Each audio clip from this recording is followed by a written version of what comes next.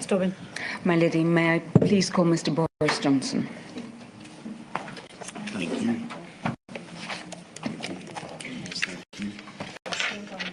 I swear by Almighty God that the evidence I shall give shall be the truth, the whole truth, and nothing but the truth. Thank you for coming back to help us, Mr. Johnson. Absolute pleasure. Can I ask you please to give the inquiry your full name? Yes, I'm Boris Johnson. Mr. Johnson, you ought to have before you a statement that bears the number INQ 000588008. Yes, thank you. Can you confirm that the contents of that statement are true to the best of your knowledge and belief? Yes. And I think, Mr. Johnson, it's right that this was your fifth witness statement for the inquiry. Yes. Is that correct? I think so, yes. I want to start, if I may, by asking you about events near to the start of the outset of the pandemic, please. It was the evidence of Sir John Coles to this inquiry that when he read the witness statement of Sir Gavin Williamson about the preparation for school closures prior to the 18th of March, that he almost fell off his chair. What was your reaction to reading Sir Gavin Williamson's statement about that? Well, I've got every respect for Sir John Coles and his views. I read Gavin's statement with interest. Was there any particular aspect of his statement that you wanted to Well, let me develop this and explore it a bit further. What, in essence, Sir Gavin Williamson was saying, and I hope that this is a fair summary of his evidence, is that he didn't seek assessment of the impact of school closures, and nor did he seek to develop planning for mass school closures because, and these were the words he used in his oral evidence, the steer I was hearing from, whether it was in Cabinet or anything else, was to keep things open, not about closing things. And he went on to confirm what he had said in his statement. And let me read it to you. The position across the whole of government in February was largely monitoring the situation, and there was no suggestion that the Department for Education should prepare a plan or a policy for mass school closures.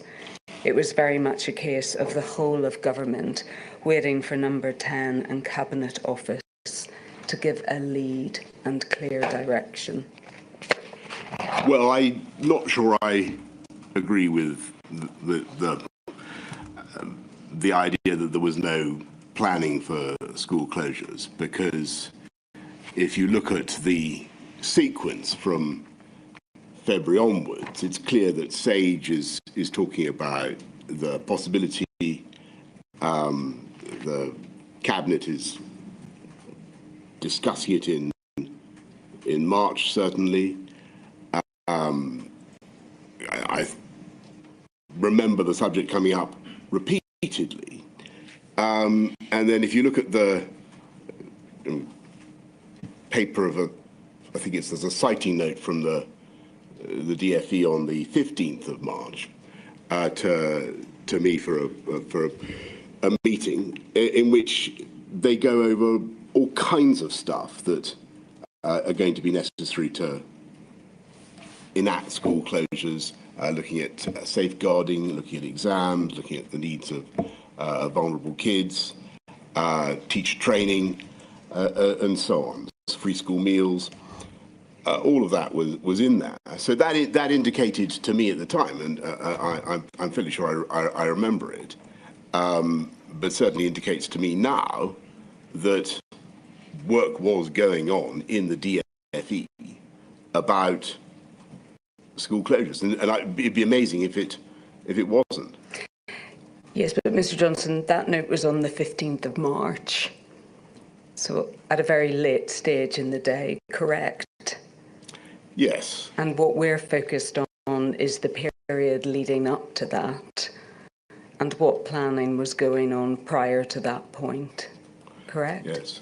I'm afraid I can't tell you very much about that, except to say that my evidence from what I saw is that the work had been going on, because there were clearly discussions that had been taking place. Could we bring up on screen, please, the witness statement of the then Permanent Secretary to the Department for Education, Mr. Jonathan Slater, and that's INQ 000588040.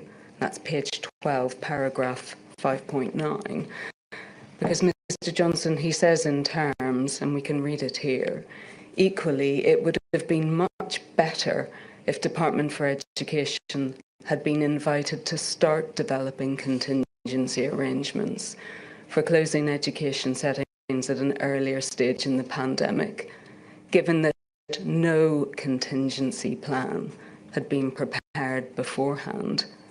But as can be seen from the fact that the first request we received was on the 17th of March, the government was determined right up to the last minute to keep education settings open. So, Mr. Johnson, that's the Permanent Secretary to the Department for Education saying that there was no contingency plan prior to that point. Well, I think that it's certainly where I certainly agree with him is that the government was determined, if we possibly could, to keep educational settings open, to keep schools open, because, as under the inquiry has heard many times, one of the biggest detriments from COVID was the loss of education, the harm it did to young people. So that is certainly correct.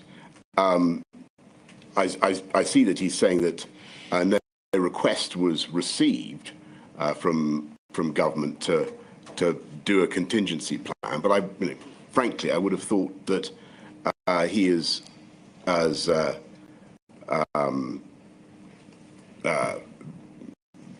Secretary of the head of the Department of Education, would have picked up from discussions that would be going on from February onwards that there was work to be done in this area. And indeed, it seems to me that work had been done in this area, because, and I cite the paper I saw. Well, we're going to come to that paper, but I think we have it in black and white, don't we, from Mr. Slater, that there wasn't a contingency plan because he says one hadn't been requested. Now, you may dispute the lack of request. I'm not necessarily disputing that. I just think that it was obvious that there had to be consideration of closing schools. I was very much hoping that we wouldn't have to close schools. I thought it was a nightmare idea.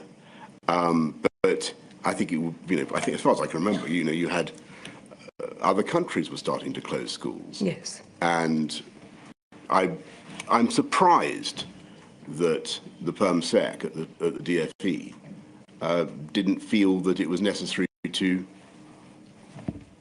look at what contingency arrangements we had. Can I interrupt?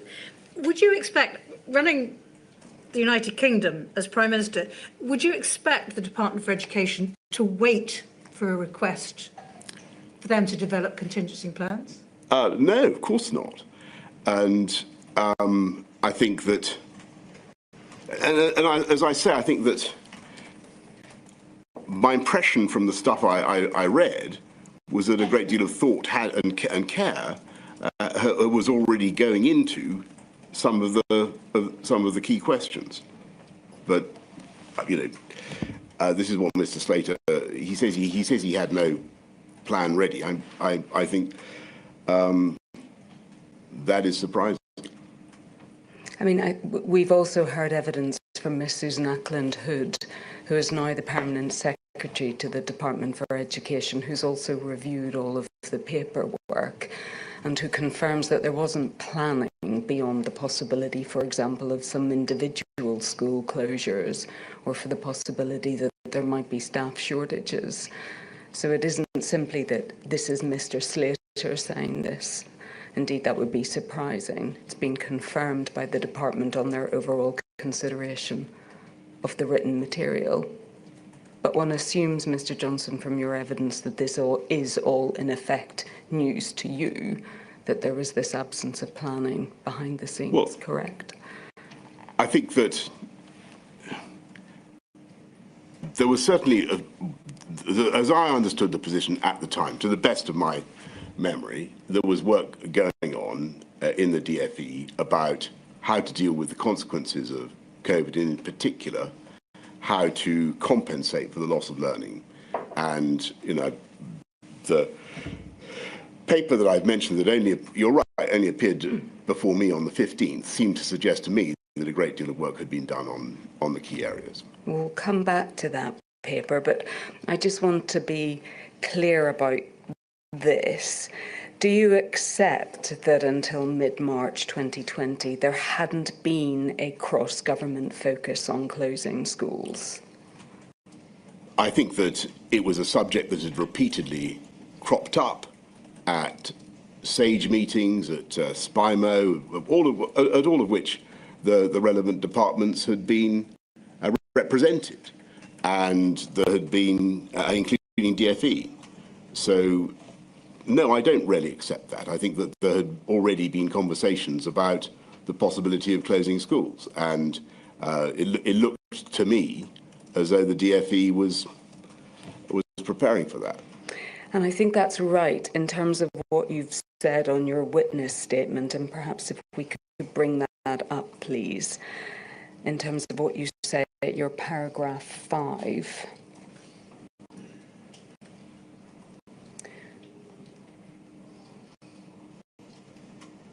And I think it's suggested from this, Mr. Johnson, that what you're confirming here is that by the 10th of February 2020, it was already apparent or patent that school closures might be necessary as part of your response to the pandemic. Yes, though, the documents that I've looked at recently, and the SPIMO and the SAGE papers, and I seem to remember this also from the time. And one of the difficulties is my memory is now contaminated by what I've recently read. What they seem to suggest is that early on, the advice on school closures from the scientists was it was not not necessarily a particularly effective tool of controlling the pandemic, certainly not on its own. And that clearly changed as we got closer to the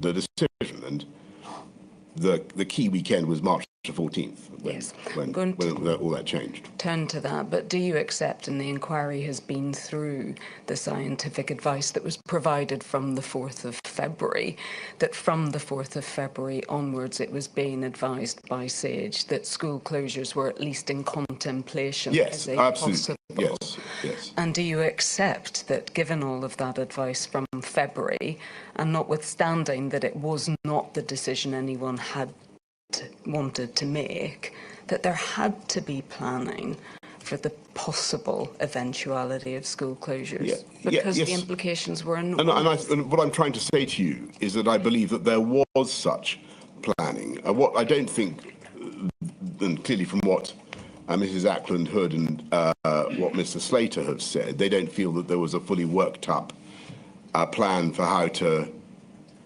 deal with everything.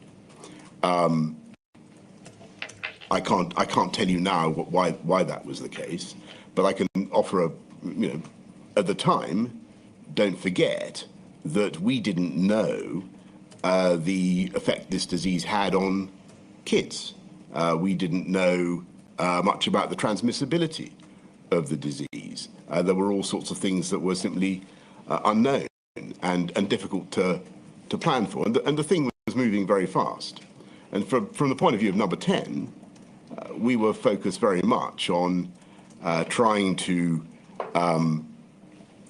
stave off, trying to avoid an appalling public health crisis. And we were focused on getting enough ventilators, on getting enough PPE,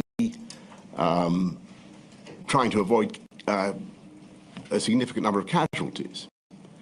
And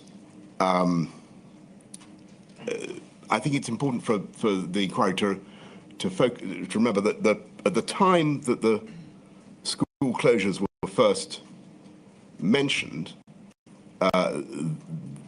they were seen as something you'd put in at the peak of the pandemic.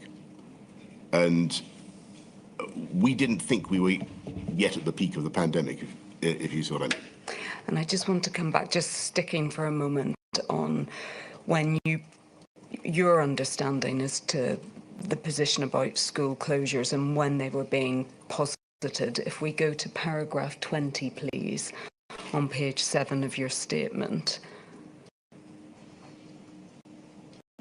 And again, you say here the issue of school closures was on the government's agenda as soon as it became clear how dangerous COVID was. I think that DFE and Gavin were aware that we were considering mass school closures of schools from very early on. Thank you. That can come down. I think that's right. School closures were clearly going to be part of the panoply of things that we might be able to do to defeat COVID. I wanted to keep it to the very, very last. It was something that I thought was a terrible thing to do, and it would have awful consequences for young people, particularly those who were least able to cope.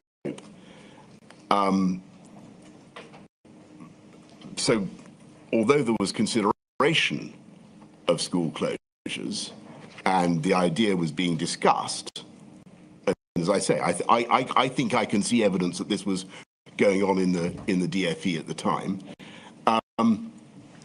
As a worked-up policy and plan, we thought it was premature. We didn't think it was. I didn't think it was something we were going to have to implement as fast as we did, if at all. We'll come to the timing of it. But just staying with the potential the implications of school closures, you say at paragraph 21 of your statement that you knew when you made the decision to close schools on the 18th of March that the consequences would be devastating for all children, but worse for vulnerable children, correct? Yes. And I think if we can go to the document that you've mentioned, this document of the 15th of March.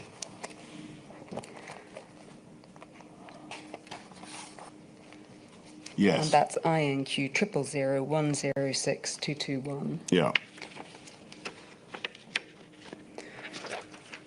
That set out, didn't it, in headline form, Mr. Johnson, what the implications of the closure of schools would be. So in other words, and potentially the most significant of all, that 9 million pupils wouldn't be guaranteed to receive an education, and that any education they did receive would typically be limited, yes? Yes. That 1.3 million of the poorest children wouldn't receive their free school meal.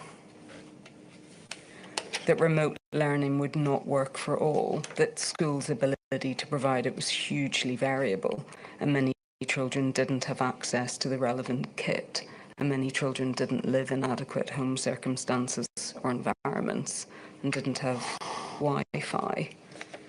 And if we drop down perhaps to the last bullet, that vulnerable children are much safer in school than out, and here pointing to the 400,000 children who had a social worker who might be at risk, and it says here from inadequate parenting, witnessing domestic violence, particularly if families are also facing the pressure of imposed isolation.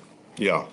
And presumably, Mr. Johnson, you appreciated too that below that threshold of children who had a social worker, there were many other children who would be at risk as well. Absolutely. Thank you. That can come down. And do you accept that the consequences for children were so grave and so far-reaching of school closures that they were the responsibility of all of government, that it wasn't just a Department for Education responsibility? Of course. And I should say that I take, because I was saying, but as I said, told this inquiry before, I take full responsibility for all the decisions that we took, and all mistakes that were made were mistakes that I am accountable for and take responsibility for. And insofar as we got things wrong, then of course I apologise for that, and as I've done before to this inquiry. I remain very proud, of course, of a lot of things that I think the teachers, the schools did to cope with this unbelievably difficult set of circumstances, and I think that on the whole they acquitted themselves outstandingly well. Just focusing on that, on the events of the 15th, 16th and 17th of March, can you explain why, given this whole government responsibility for the implications of school closures, why it was only on the 16th, 17th of March that, first of all, a paper was commissioned in order to set out the proposals or the options for keeping schools open? I think that you've got to go back to the problem that we had of timing, and I think in my evidence to this inquiry earlier on, I pointed out that there'd been a great acceleration in the understanding of the scientists about where we were on the pandemic curve. And if you remember, so to the weekend of March 14th, 15th, it becomes obvious that things have moved much faster, and school closures, which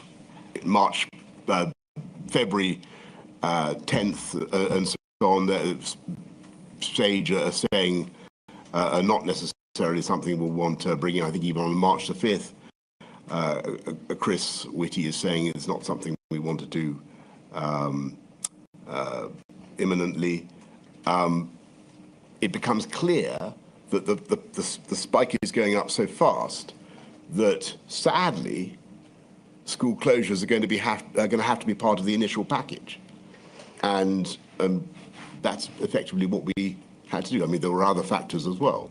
The people were, as you know, the teachers were self-isolating, and some schools were finding it difficult to operate anyway.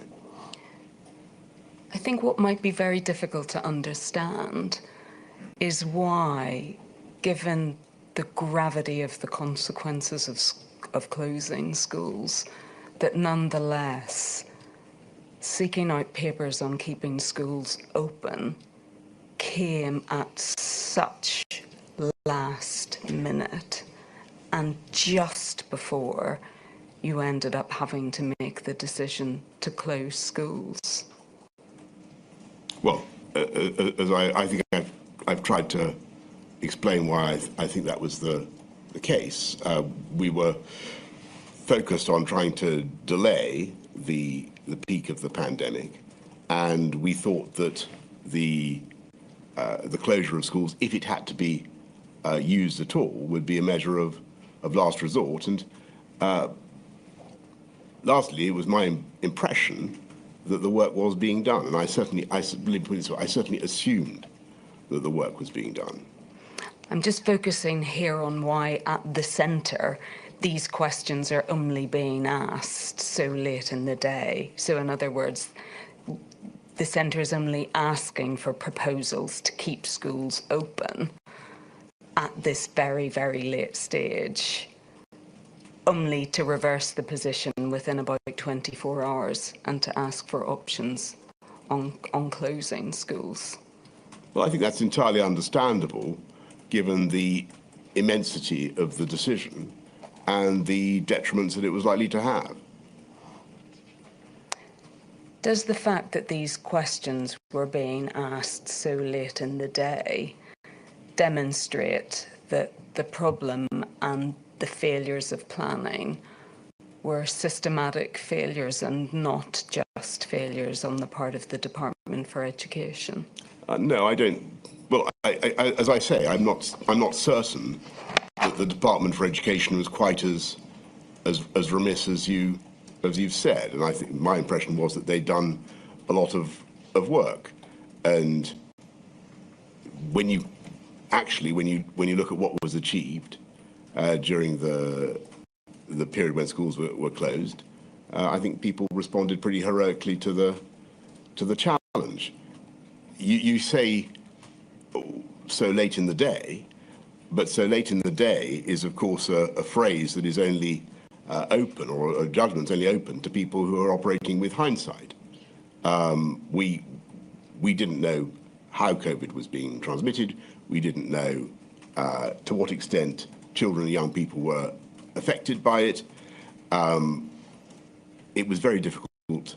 We didn't know the state of the pandemic in the country.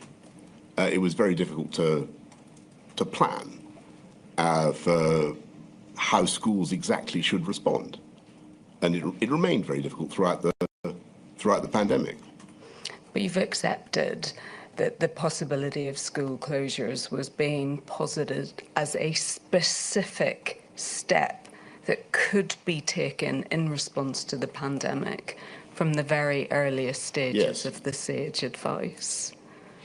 And you've accepted that the implications of closing schools were enormous for almost every school-age child in this country, correct? Yes. And you must accept that therefore put a responsibility on government to grasp the nettle and really think about what it needed to do if schools were in fact going to close to most children. And yes? as I've said to you, it looks to me as though that's exactly what the DfE was doing. And as it happens, the schools sadly did close. Yes. And we did our level best to remediate the damage and to give kids the education that they needed as far as we could. What work was it that you thought was being done in the background to prepare schools for the eventuality of having to close? What was it you saw that gave you the confidence that this planning was going on in the background? The document that I've cited, because maybe it was misleading, but it seemed to me to suggest that a good deal of work was being done on vulnerable kids, on exams, all the subjects that I've mentioned. Perhaps we should look at that document then, Mr. Johnson, just to see what it says, if that's what your evidence is focused on. Can we go back, please, to INQ 000106221?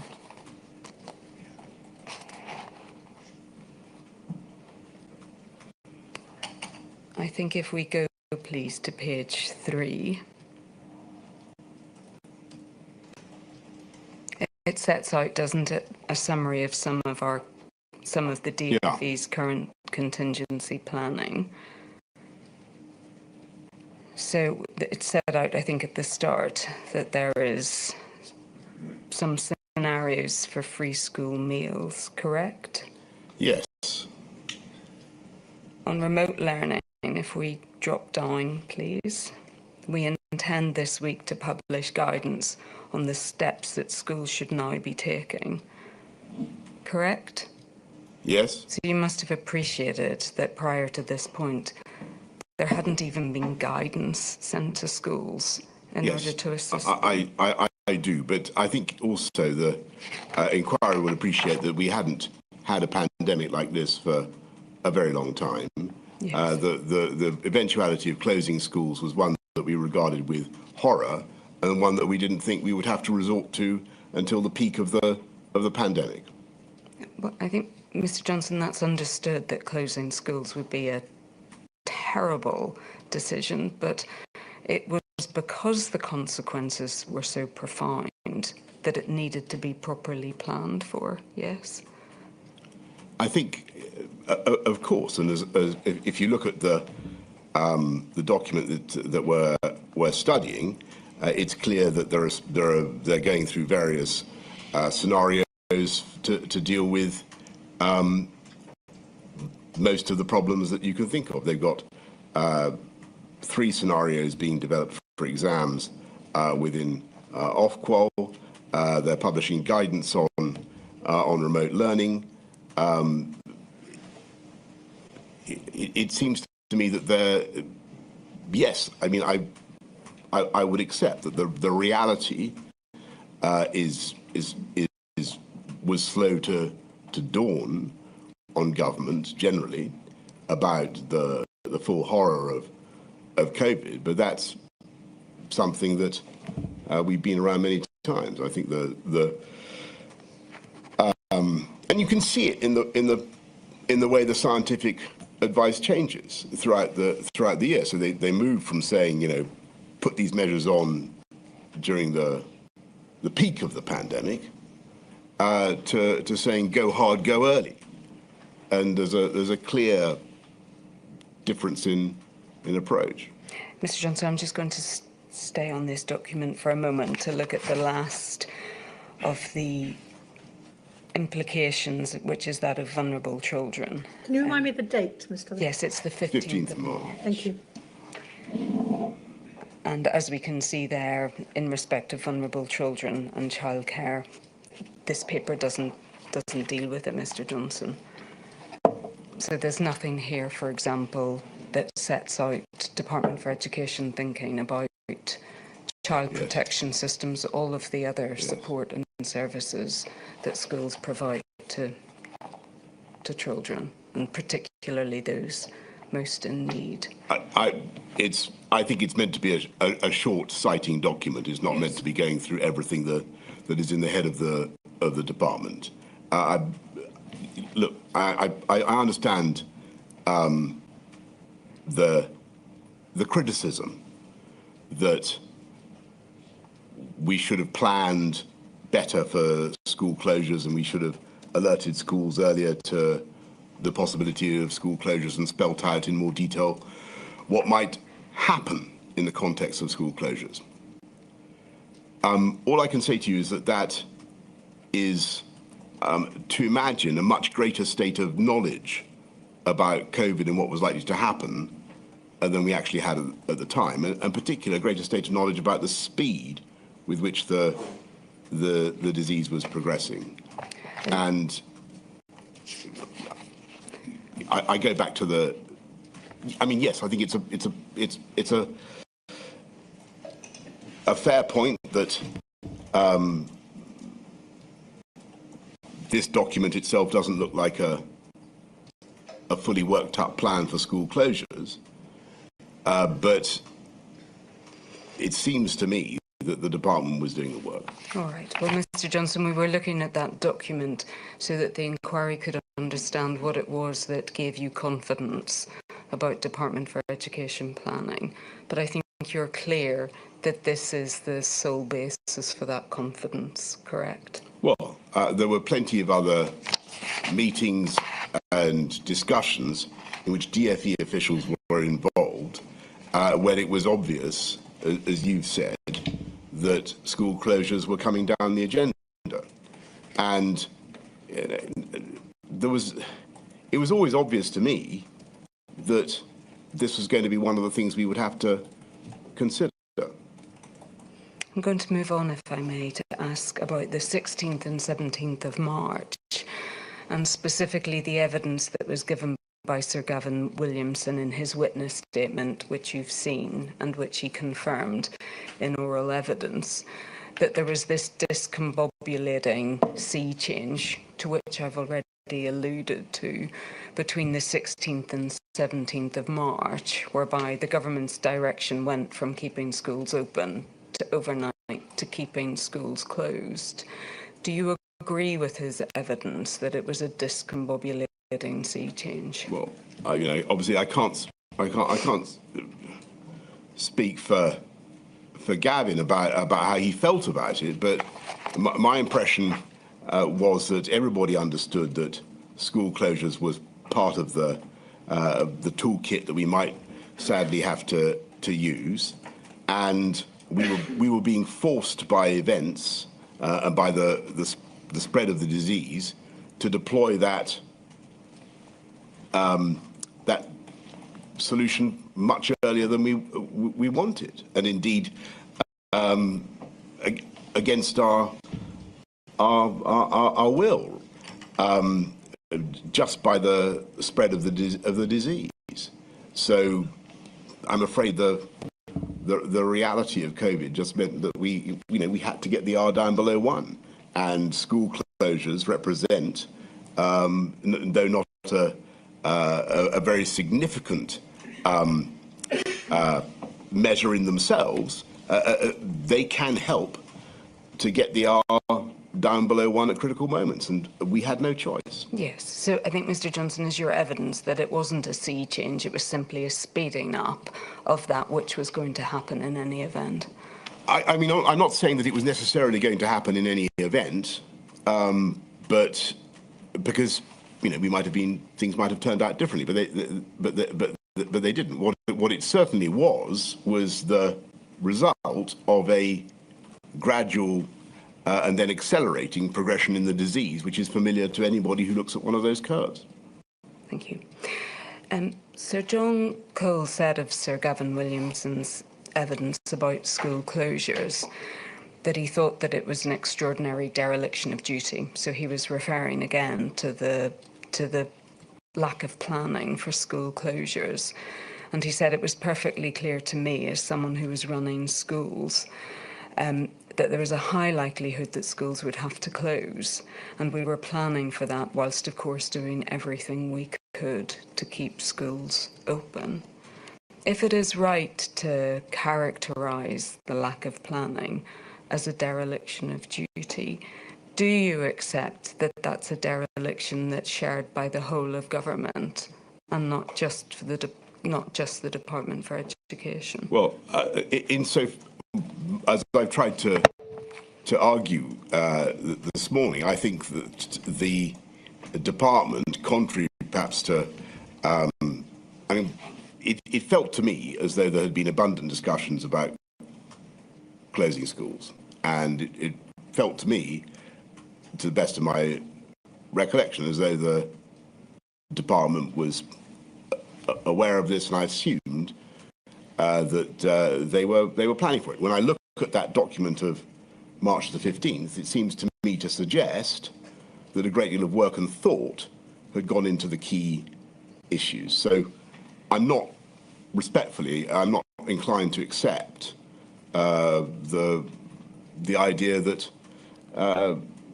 people fell down gravely in their duty. I think people were overwhelmed by the speed of events, and when the facts changed, they had to change policy, and I had to change policy. So you don't accept that the evidence from the then Permanent Secretary that there was no contingency plan for school closures, or there wasn't planning that focused on the potential for mass school closures, you don't think that that's a dereliction of duty? Is that what you're saying? Well, I can only repeat what I've just said. I understand. I know that Mr. Slater later resigned. I, though not over that matter, as far as I can remember, I don't think. If you're the Perm Sec at the DFE, there's nothing to. There was certainly no. Let me put it this way: there was absolutely nothing coming from the central government to say you must not, on any account, prepare for school closures. On the contrary, anybody looking at what was happening would have assumed that school closures was something that had to be encompassed and prepared for. And from what I can see of the department's thinking, they were indeed doing that. And we're back to the document of the 15th of March. Yeah, that's all I have to go. I mean, I don't have access to any other document. And you do understand this, it's not just Mr. Slater saying it, it's the whole tenor of Sir Gavin Williamson's evidence as well, that he didn't seek assessment, for example, of the impact of school closures, because that had never been a direction given by you or given by the centre of government. Well, I think that's if you look at what I said in cabinet, I think on the 11th of March. I may have got my dates wrong, but I say that we will come under increasing pressure to close schools, and I was always grimly reconciled to the possibility that we would have to do all sorts of things that I really didn't want to do.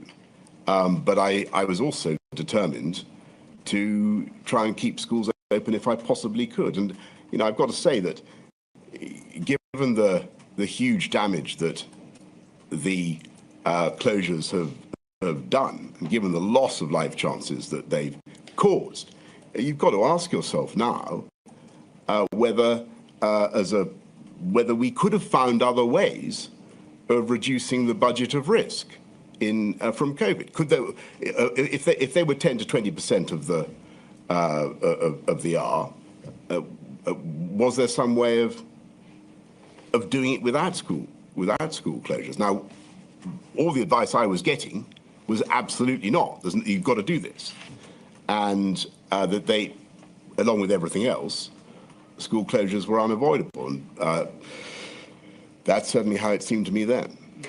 I'm sure we'll come back to that, and particularly in relation to the decision to close schools on the 4th of January. But just before we leave this issue, you'll understand that one of the points that has been put across Module 8 of this inquiry is the question of whether or not, when it came to the most important decisions about children, so principally the decisions to close schools, whether the Department for Education was sufficiently a part of those decisions. In other words, did it have a seat at the table whenever those decisions were made?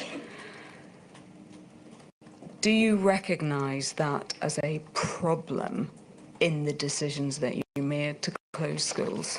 The absence of the DFE at the table? Yes, and because the Secretary of State for Education is ostensibly the minister who represents children's interests in government. Well, at this distance in time, I'm afraid I don't remember any sense then that the DFE was absent. I think that they would have been involved in... the papers I've seen certainly suggest that the DFE was at all the relevant discussions about the possibility of school closures. I think we'll come and maybe look at this a bit more closely when we look at the 4th of January, but I think the general point that's being made is that when it came to the ultimate decision whether to close schools on the two occasions that arose on the 18th of March and the 4th of January, they didn't, as it were, have a seat at the table at that point, and therefore weren't able to represent the interests of children in the way that they would if they were present. Well, I'm so sorry, I can't comment on that because it doesn't. I don't remember that. Normally speaking, that you'd expect a cabinet decision to include everybody. Well, I think we'll come to whether they were cabinet decisions or whether effectively they were decisions taken by you and then communicated to cabinet. But if I can, I think it goes to a broader question of whether children's interests were sufficiently well represented when you made those decisions. And whether you have any reflection on that now as to whether you think that's the case. Well, I had a personal horror, as I've said, of closing schools. I thought it was a nightmare thing to do, and I thought it would do a lot of damage to people who would find it, to the life chances of people who would find it most difficult to bounce back and to cope. And so a lot of the focus of what I tried to do was to try and remediate that I know you want to ask about that later, but to try to compensate for what we'd sadly had to do, because it felt to me as though children who were not particularly vulnerable to COVID, were paying a huge price to protect the rest of society, and it was an awful thing. As I said, I wish it had been otherwise. I wish we could have found another solution. I am going to come back to that question of sacrifice and the recovery of children, but just sticking, if I may, for a moment on decision-making or on your role. One of the things that Sir Gavin Williamson has been critical of, and he gave evidence about it, was the unilateral announcement that you made on the 10th of May about reopening primary schools. And what he has said was that that was a unilateral decision, that he was told that you would make the announcement that you did on the 10th of May. And if I may just remind you of it, I think that you said that after half-term, we believe that we may be in a position to bring the phased reopening of shops and to get primary school pupils back into school in stages, beginning with reception year 1 and year 6.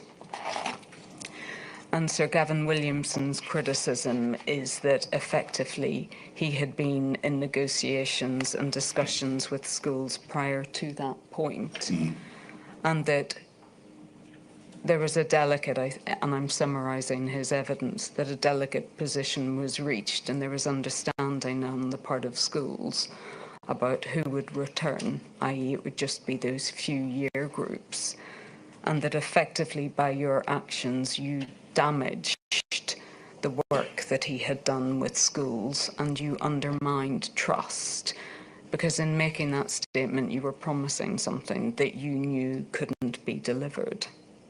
That's the criticism he makes of you. Right. Do you accept that?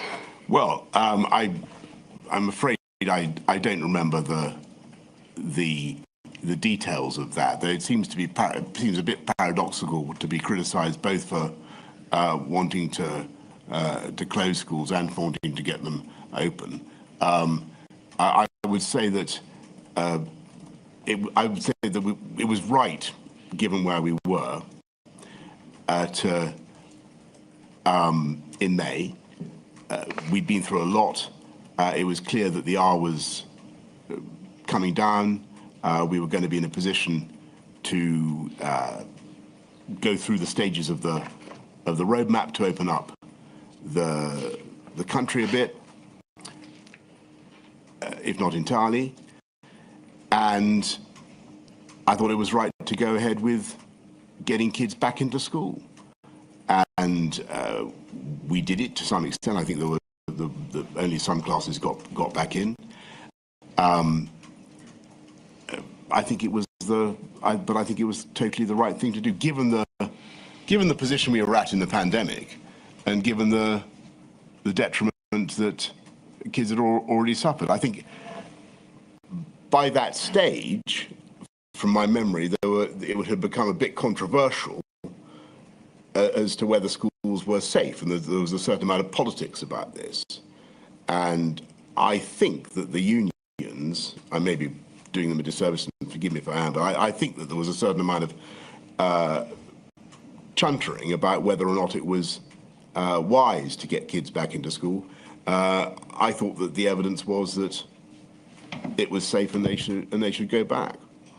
I didn't think Sir Gavin Williamson's criticism of you was your ambition to have all schools back. I think his criticism of you was that you undermined trust in the Department for Education, because you made that announcement unilaterally. It didn't reflect the agreement or the position he had reached with school leaders, and that you undermined confidence because you promised something that that you knew at that point in time couldn't be delivered. Right. It couldn't be delivered. What was that? that because of the requirements of social distancing, this is what Gavin Williamson has said, that because of the requirements of social distancing, that what you were saying, in other words, flagging to parents and families that all children could go back, wasn't something that could be achieved, and you knew that. I mean, forgive me, but my memory of it is that we only got certain classes back. Yes, but you had announced on the 10th of May, that's his criticism, that, and I put it to you, you said, we believe we may be in a position to begin the phased reopening of shops and get primary schools back into schools in stages, beginning with reception year 1 and year 6. But that seems to me what we did. You certainly got those years back. His criticism of you is the appearance that was given at that time that it would be possible to get all school children back, beginning with those years. Just listening to what you've just read out, with great respect, sounds to me eerily like what we did and what Gavin had been negotiating with the teachers and the unions. So I'm not quite certain what this... Well, it's his criticism, Mr. Oh, it's right. Well, I mean, Johnson. I don't it's know. his well, criticism that you undermined confidence because you gave the impression and you flagged to families that children would be going back to primary school in all years when that wasn't possible. But that's what he's That's not what you've just read out, though, because if I understood what you've just read out, and my memory of it is that we were going to get... There was going to be a staged process where we would get certain years back in advance of others. So forgive me, I'm a bit at a loss as to... I think your point is, Mr. Johnson, that you don't see that there was sufficient difference in what you announced to what Sir Gavin had been promising. Is that right? It sounds to me that what I announced is what we did, and indeed what was common sense, and what needed to be done. If it was the case that there was a negotiation going on between the DFE and the unions, which was going to preclude the possibility of kids going back, then clearly I was at variance with the DFE. But that would surprise me. I'll move on, if I may, Mr. Johnson, to the next issue, which is that of assessment in the summer of 2020. Yes. Did you recognise that what happened in the summer of 2020 in terms of the assessment of children who were doing their GCSEs and A-levels was really damaging to those children in light of everything that they had already been through? So I thought the whole business of scrapping exams was damaging, and it must have been bitterly disappointing to students who'd prepared and worked very, very hard. I didn't want to do it, and it was the logical concomitant of closing schools. So on March the 18th, it was part of the package, and we had no way around it.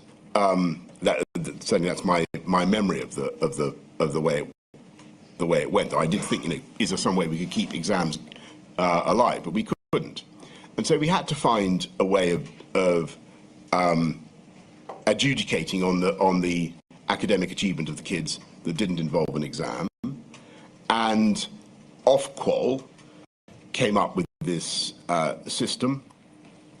I was not expert enough to comment on it, on whether it was viable or not, but plainly it let down a lot of kids whose grades didn't reflect their abilities and their achievements. And so to answer your question, yes, I regret very much, and amongst the things I regret and I take responsibility for, is that we got the wrong initial model for how to have a substitute exam.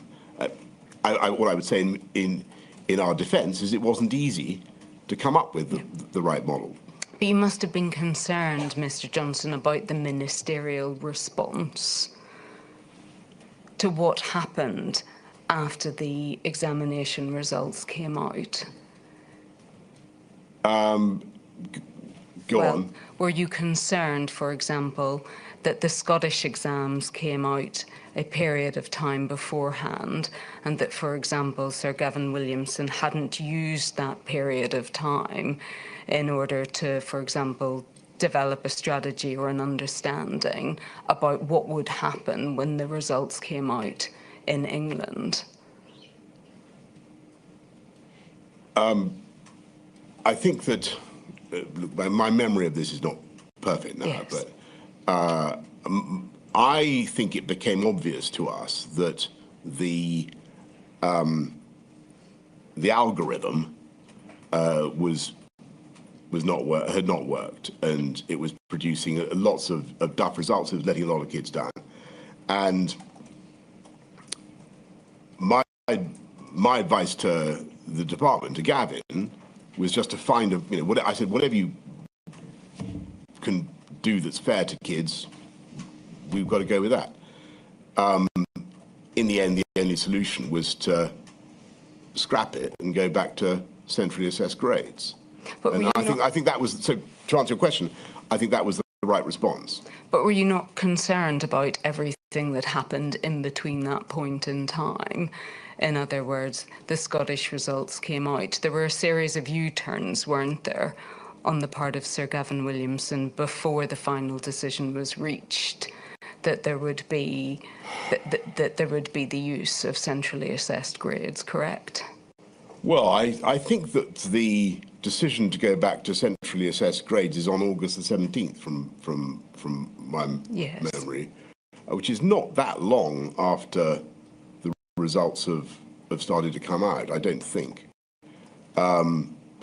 So I think there was a period, there was certainly, look, I mean, everybody can remember it. Clearly it's a long time ago now, but it was a period in which a lot of young people, a lot of kids were feeling very disheartened by getting grades that they didn't feel they deserved. And it was clear from looking at the data and from looking at what their teachers had been saying about them, that they were probably right. And so we had to fix it. But I'm not certain how long the interval was between us realizing that and deciding to scrap it and go with the CAG. The whole thing was a disaster, wasn't it? I certainly think that if you mean, was COVID a disaster? Yes. And was the whole was the loss of education a disaster? Yes. Was the loss of exams a disaster? Yes. Was the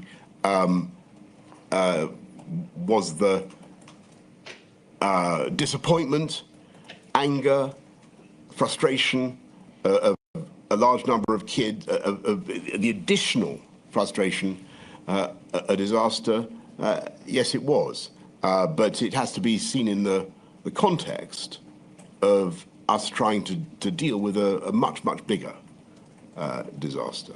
And that was the loss of learning and the loss of exams themselves. And it was plainly not easy to come up with a substitute system.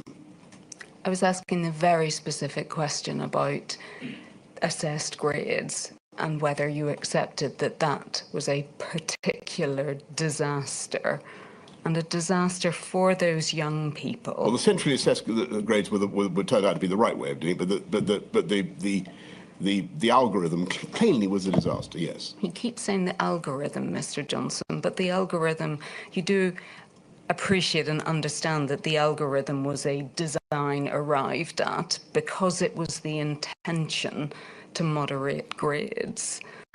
Yes? Yes. And it was always the intention that if centre assessed grades were judged to be too high, that they would be marked down. Yes? I think as I understood the anxiety, it was that there would be a year, an abnormal year, in which there was such grade inflation as to devalue everybody's grades. And that was the problem, and it was so the reason I perfectly accept your point, but as I understood it, the reason for the algorithm was to try and avoid that disaster. Yes, but the algorithm, that was the whole purpose and intent behind the algorithm. It was to mark grades down in the event that that happened, correct? I'm not here of course I'm here to defend what happened in government and every bit of it, but I don't the system that we came up with clearly failed and or caused far too much disappointment and far too many people got the wrong grades. As I understand it, that arose from good intentions which were to try to protect the integrity of the examination system in a very difficult year and with nightmare consequences for kids' education, and to try to ensure that their qualifications would be as valuable in the future as those of any other year. That was the intention, and it failed in that intention. I perfectly accept. I think it was not done with bad intent. I'm just going to ask if we may to turn to the paper that was drawn up afterwards by the Cabinet Office. This is at INQ 000137292, page 1, and we can see this is dated the 24th of August. Mr. Johnson, yes? Yes. And I think at paragraph 2, we can see it set out that there was an initial timeline in key documents. It said it's too early to draw firm conclusions. You will want to decide whether a lessons learned inquiry would be useful. And then it sets out some of the reasons why that would be a good thing, concluding at the end of that paragraph, plus we should properly understand what failed and would get credit for asking the question, do you want to see options? I think on that, I didn't think there was a lessons learned inquiry, was there? No, I think that the lesson that the department learned was pretty obvious, which is that the system that they came up with wasn't suitable for these types of emergencies. I think if we go over the page, please, to paragraph 4. The document sets out some of the initial insights into what this sequence of events had demonstrated. So setting out, it's striking that none of the bigger picture questions about what the department was trying to achieve, i.e., or e.g. prioritising no grade inflation, were tested at an early stage. And there's a significant contrast here with the more generous approach taken to other impacts, for example, furlough. So I think what this paper was demonstrating or explaining was that there were bigger lessons to learn in terms of the fairness toward children. Do you agree? I think that was obvious from what happened, and I can only assume that the department will not be, should we have another year where we can't stage exams in the way we want. I'm sure that the department will not be, and the government will not be going down this route again. Did you understand that there was a critical issue, and it was one that had been raised by Sir John Coles, about the fairness of the approach that was being taken with this algorithm? Were you aware of that? I don't think so. I think my memory of this is that the criticisms only really surfaced after the results started to come through. But at this distance in time, it's hard to be sure. So you may not have known that Sir John Coles saw Sir Gavin Williamson, had a meeting with him in order to explain what he thought was unfair about the approach that was taken. I'm so sorry. I don't remember that. But in terms of what this paper was setting out, that it took the department a long time to accept the scale of the challenge and the impact of the pandemic and the potential problems it would cause for these students. Yes, do you accept that's what this paper is explaining? I certainly think that the impact of the pandemic was very severe, and it was a nightmare for the departments to understand exactly how they were going to respond, and particularly when it came to exams. I think that Gavin were doing their best with a particular solution that was designed to prevent grade inflation. That was one objective that they had in mind. In so doing, unfortunately, they caused all sorts of other problems, and the approach had to be reversed. And it sets out, doesn't it, at the third bullet, many of the issues with the algorithm were known about and could have been corrected in advance of results day. Well, and then going on down a bit, the reasons why they were not are likely to include the department not owning this problem enough, the relationship between the department and Ofqual as independent regulator, the failure of the centre to hold the department and Ofqual to account, and the lack of technical scrutiny of the Ofqual model. It seems to me that the department has got abundant explanation for the problems of the model it chose. When you, in the aftermath of all of this, and given the consequences that this whole assessment issue had for children, you did realise, didn't you, and you did think that this raised question marks about the whole leadership of the Department for Education, didn't? That is right, isn't it? I certainly thought that the public outcry, the level of disappointment, pain on the part of individual candidates was awful, and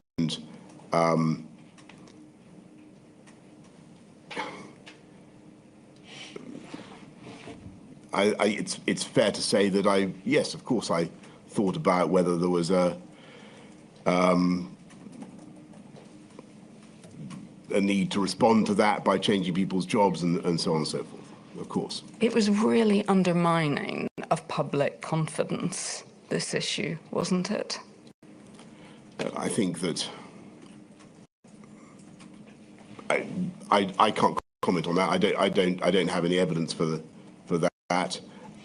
I think that it certainly was very undermining for the confidence of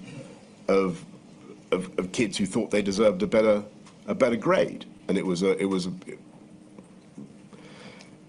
bad system. I'm afraid that it was an accident of the great difficulties we faced in improvising in exceptionally difficult circumstances. And I think most people, actually, and great respect to what you say, I think most people, although they wanted it corrected and they wanted their individual students' interests looked after, I think most people could also see that. Mr. Johnson, I'm not going to go back to the point about whether this was an accident or not, but if we just go to your messages about well, so we wouldn't have set out to to scrap exams and have people's grades decided by this system. No, but there was thought that could be given to what sort of algorithm you wanted, and the balance between trying to control grades and doing fairness to individual students. Do you accept that? Yes, I imagine that there must have been such thought. I do, but I wasn't privy to it at the time. But just turning to the leadership of the Department for Education, and I think we have this in your messages at INQ 00028 3369. page 37, and it's just at the top of that page. And it's only the message at the top of the page that matters. And it begins, we need a plan for the Department of Education, we need a perm sec, and we need better ministers. And quite frankly, we need an agenda of reform. We can't go on like this. I'm thinking of going into number 10 and firing people. Mr. Johnson, that reveals the truth, doesn't it, of what you thought about how the leadership of the Department for Education was during the pandemic. It certainly reveals that I was in, at that particular moment when I fired off that particular intemperate message, I was in a very bad mood about what had happened. Yeah, that'd be fair. And without going into the details of it, the permanent secretary did leave, correct? That's correct. But you didn't ask Sir Gavin Williamson to leave, did you? Not then, no. Ought you to have done? Well, I think if I look back at the general handling of my beloved colleagues over the 3 years or 3 and a bit years I was in government, I can think of all sorts of changes I might have made, but I don't think there's any point in speculating about it now. Except, I think that on the whole, given the difficulties that we faced, I think that the department under Gavin did a pretty heroic job in trying to cope with COVID, and that was my judgment. After this happened, did you speak to young people or address them directly in order to express any regret about what had happened? I'm so sorry. I'm sure I was interviewed about the matter repeatedly, but I cannot now remember what I said. But I'm sure I would have expressed the regret and contrition that I feel now. I mean, it was not a good system. We should not have put it through. We should have spotted it faster. I mean, I think that your criticisms are valid. All I would say is that, you try coming up with a system to give a fair exam result for people when they can't sit exams. It's not easy. Okay? That's all I would say. It's really the broader question, Mr. Johnson, and the point has been made by other witnesses in Module 8 that you didn't, for example, have press conferences where you took questions from children or spoke to children. And I think the point has been made that that's a good point. In distinction to other political leaders who did make that effort to speak directly to children, that you didn't. Well, that's if that's the case, then that's a criticism again that I must accept. I mean, I remember doing lots of press conferences with young people, but I think that was before COVID. Yeah, I've got to put my hands up. Maybe we should have done that. Is there a reason why not to, though, Mr. Johnson? I honestly, if I had to, I think we were trying to deal with a very difficult pandemic that was very dangerous for a lot of people in our country, and maybe I should have done as you suggest. I'm fairly certain that I spoke generally to everybody about my regret for what had happened. But no, I don't think I did a particular press conference for young people about it. That might have been a good thing to do.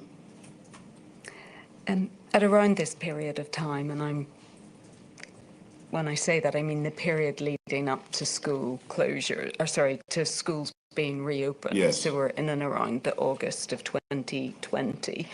I don't think I need to bring you to this. It was a document that was put before Sir Gavin Williamson, but it seems that there was a deliberate tactical decision not to inform schools of the existence of a fallback plan when they were reopening. I can show you the document. Yes, I know. I think I know what you're referring to. Yes. I don't want to mislead you, but I think that the point is made about that would be made about that is that it was really unfair to schools to keep them in the dark about having a fallback plan at the time that you were asking them to reopen. I don't know. I think I can remember the document you're talking about. I don't think the intention was to keep them in the dark if it had genuinely seemed that we weren't going to be able to proceed with the roadmap and that they would have to reopen. And clearly, as soon as that had become obvious, we would have enlisted the whole sector, gone public, and got people going. I think that if you remember when the schools closed, there was a lot of fraying around the edges before the actual decision, and we've discussed already the difficulties of the period from May when we do the June the 1st partial reopenings. There was a lot of politics in all this. And my anxiety was just, I think, as far as we could, to keep it simple. And, until such time as we were going to have to change tack, we should keep on the course we were on. My lady, is that an appropriate moment? Certainly, Mr. Johnson, remember we take regular breaks. By the sounds of it, you take some water as well. Very much, thank you. I shall return at 11:30. I promise you we will complete your evidence by lunchtime. Thank you. Thank you. All rise. Thank you.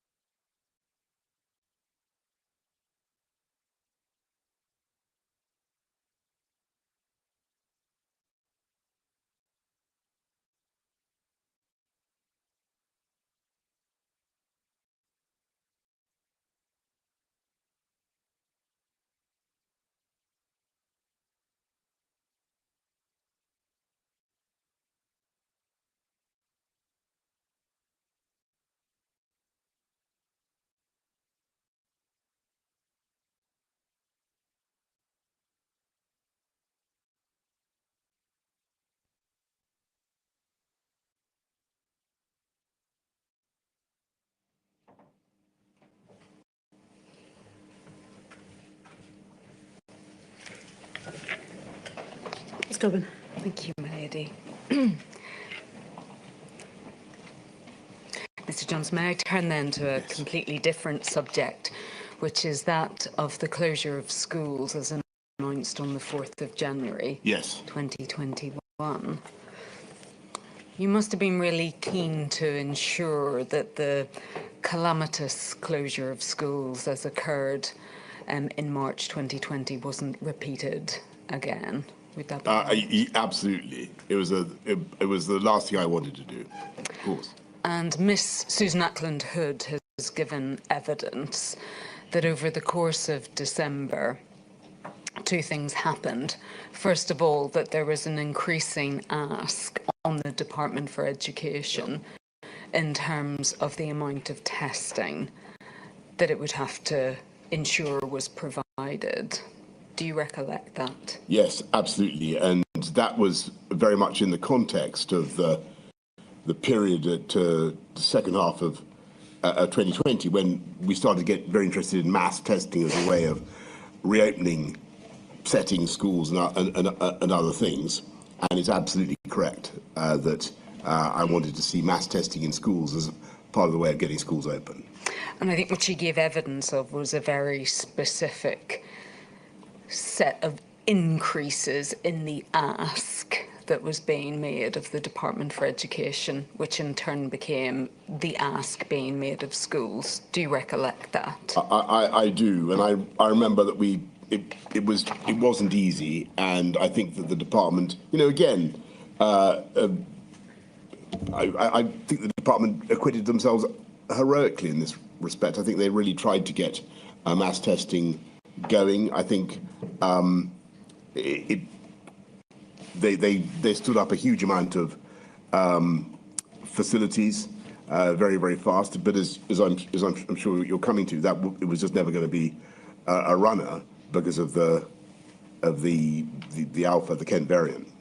I'll turn to that. The other point that she made and developed in her evidence was that in terms of the manpower to provide the testing, that it became clear that that would also have to be provided, as it were, largely by the Department for Education, but in reality it would have to be provided by schools. Again, does that accord with your memory? It does, and I was conscious of the extra burden we were putting on teachers, and as you know, the way the schools work in this country, what the man and woman in Whitehall says doesn't necessarily follow everywhere, and it's a very complicated system.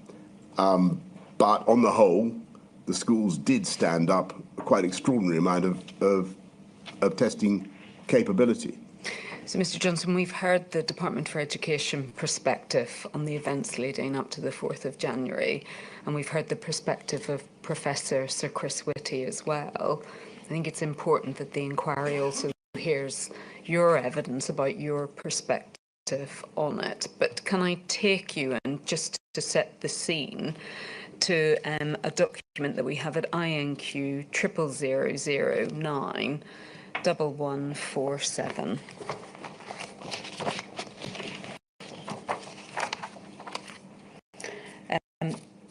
This wasn't a document addressed to you, Mr. Johnson, because it was the chair's brief for this COVID-0 meeting of the 16th of December 2020. But we can see underneath the introduction that you had given a strong steer that you would like the return to face-to-face attendance to be staggered and for testing to be used as fully as possible to support this. Yes. Yes. And if we look at the last bullet in that sequence, that we are all well aware that this is a major delivery challenge, correct? Yes. And I think if we go over the page, please, to the background, and if we look at the second bullet, it records that the Education Secretary had spoken to you that morning, that there had been agreement about who would go back and the testing in place. And then beneath that there were significant delivery challenges, correct? Yes. And it says at the bottom of that paragraph, the biggest issue to resolve is workforce. There is not yet agreement as to where this will come from, teaching, military, other surge workforce, etc. And therefore the Department of Health and Social Care Secretary of State didn't want to put his name to the paper, correct? Do you remember that there was...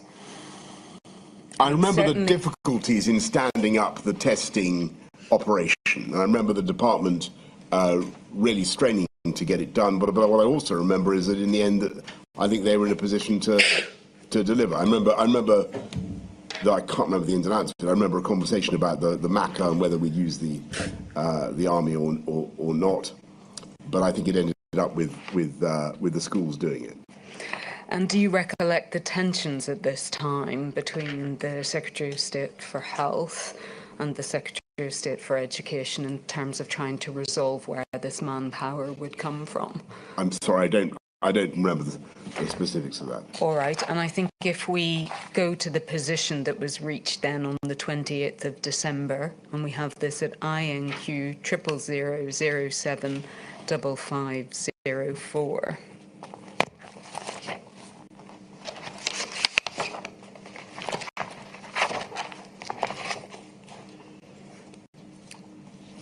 And again, Mr. Johnson, just to help with your memory of this, we can see that this is an email of the 28th of December. 28th, right. Yes. Yeah. From a Miss Burns from number 10. And obviously by this stage, it's very clear, isn't it, that the new variant was what was driving transmission, correct? Yes. That's right. I mean, the documents I've just looked at to refresh my memory suggested that really the penny sort of started to drop on the 22nd, but yes, I think it was very clear by the 28th. All right.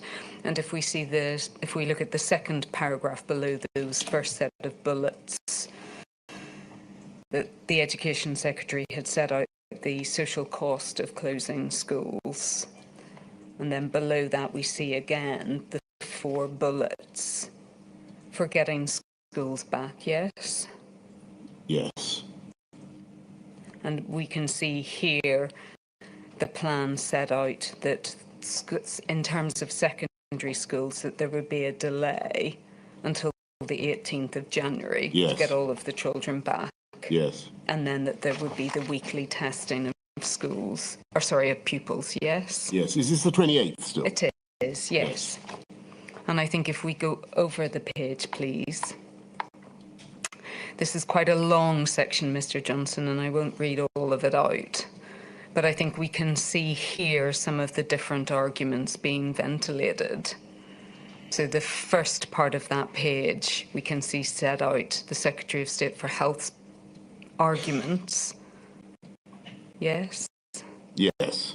So that it would be that the 18th of January might be too soon, and seeking a clear decision at this point. Yes? Yes. And is that right? Was he effectively arguing that a decision ought to be made as or around that date as to whether or not schools should in fact reopen in the January? Look, I think you can generally take it during this period that there's... I can't remember the specifics about the issue on testing between DFE and Department of Health, but there's generally a tension about, whether it's going to be sensible to open up and how fast, or as soon as we see the Kent variant, the Alpha variant, and. I don't remember Matt saying that, but it seems entirely plausible. Okay, and if we just read this down, and if we drop down a couple of paragraphs, we can see reference to the advice that was being given by the Chief Scientific Advisor. And if we follow that down by a couple of sentences, he was advising, we know that children do transmit and take it back into households. and that when half-term occurs, there is a decrease in spread, so advising that school closures do have an effect, correct? Yes. So why are we talking about half term now? Because we got Christmas. I think he's talking about retrospectively. It can be seen that half-term has an effect. Yes, right. And then after that, we can also see the advice being provided by the Chief Medical Officer as well, who was also advising that it was regional differences at this point in time that was making the decision difficult, correct? That looks the kind of, yes, I mean, I'm sure that's right. But may I just focus then on the last paragraph of this section? In conclusion, the Prime Minister understood the DFE proposal and thought that mass testing proposal sounded positive, although overall he could also see the arguments for having a lower risk appetite on opening. Decisions would need to be taken in the round this week. And then we can see set out in the meantime on schools specifically, he would like to urgently see the delivery plan on testing in every school for the start of term, as well as understanding the precise policy, i.e. are we compelling individual schools, how, what's the form of words he could use, and whether weekly testing is deliverable, and what could be done to make that happen. And then we can see, please, can the DFE provide a note on the above, working with test and trace for 6:30 p.m. And I think we can see that that email was sent by 3:30, was sent at 3:30 p.m. So again, does that correspond with your memory, Mr. Johnson, that even as at this date, what date is this now? 28th of December, that there wasn't a clear plan as far as you were concerned for testing in schools, and that you were still seeking clarification as to what such a plan would look like? Yes, I think I was seeking clarification, but I don't think that that meant that I thought that it was undeliverable. I mean, my impression was that they were making progress and that they were going to be able to stand up testing. And I maybe I'm wrong. I think that was the testimony of Mrs. Ackland Hood as well, but I might be wrong about that. Well, I'm just testing at the moment what your understanding was on the 28th of December, because some of the questions that seem to be asked by you at this point seem like quite fundamental questions. Sure, and quite rightly, but I don't.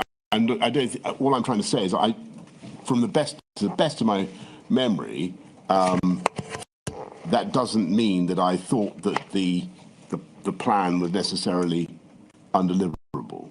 You know, I wanted to make sure that we belt and braced it, that it was all ready to go, but I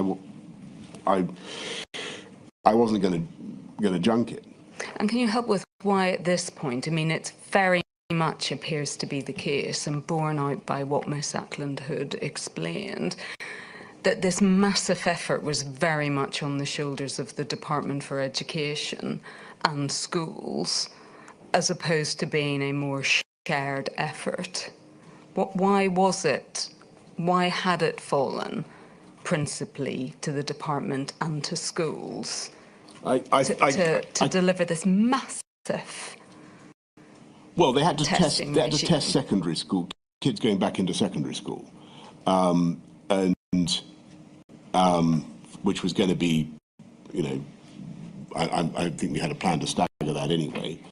I didn't think it was such an unreasonable thing to ask. I know it was onerous, but I believe they could do it given the alternative. And the alternative was, again, more loss of learning, greater detriment to their pupils, about which they cared passionately, and as did we all. Yes, but Miss Ackland's had evidence about that was that she felt they were asking something deeply unreasonable of schools. You know, in other words, the teachers were there to teach the children. They weren't there to implement a mass testing regime in secondary schools, although her is that nonetheless schools rose to the challenge. I think they did. And I think, again, it's coming back to the point, Mr. Johnson, about the importance that was attached to this or not by government in terms of getting children back to school. Well, I think huge importance was attached to it, and that's why we kept going with the policy in spite of the obvious difficulties. And if you look at we were in an environment where the numbers of cases were starting to rise quite sharply, and I also knew, of course, that we were going to have the vaccines coming down the track at some point. It seemed to me that this was, I knew it was a huge effort, but it was worth it just to get the kids back in school. And if we could use my plan was to try to use mass testing as I told the inquiry before, as a way to try to reopen society. And in the end, that didn't work, and it was superseded by the vaccines. But in the back end, in the second half of 2020, that was the only shot we had. Mass testing was the only way through for the country that I could see, and so that was why it was so important. Now, should DHSC have done it? Should the Army have done it? Should some other body have done it to relieve the pressure on teachers and schools? Very possibly. I can't. I'm afraid now go into the arguments, because I simply can't at this stage recollect them. I can imagine that health and social care staff were very heavily engaged doing other things, as were the others. But I can't give you the balance of the arguments now. We had to, if we could stand up testing in schools, we had to do it if we possibly could, and that was the plan. We were beaten by Alpha. And may I ask you, were you satisfied ultimately that the plans for schools, despite the enormous ask of teachers, were you satisfied that they were sufficiently robust? That they the plans for testing? Yes, that they did have a chance. I mean, obviously that changed, but in terms of the plans that you had asked for and the increased ask, were you satisfied that the Department for Education was in the position of being able to deliver that? My memory is I had confidence in them and in what they were doing. It's clear from those questions that I'm pushing them so that I'm going to be in a position to get, because the public will be extremely interested and concerned to hear about their kids being tested in school. They're going to want to know who's in charge, how it works, and all sorts of things. I need to know the details. So I think that's why I'm asking those questions. I'm going to have to explain it. Yes, but you're asking the really basic question of can we actually do weekly testing in schools?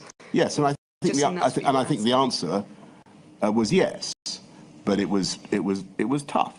But many of the things that we faced in COVID were extremely tough. And was the position reached then once again that you were effectively overtaken by events? Because on the 30th of December, in fact, you had to start closing primary schools in different parts of England. It was an absolute. It was. I mean, of all the really, really low moments it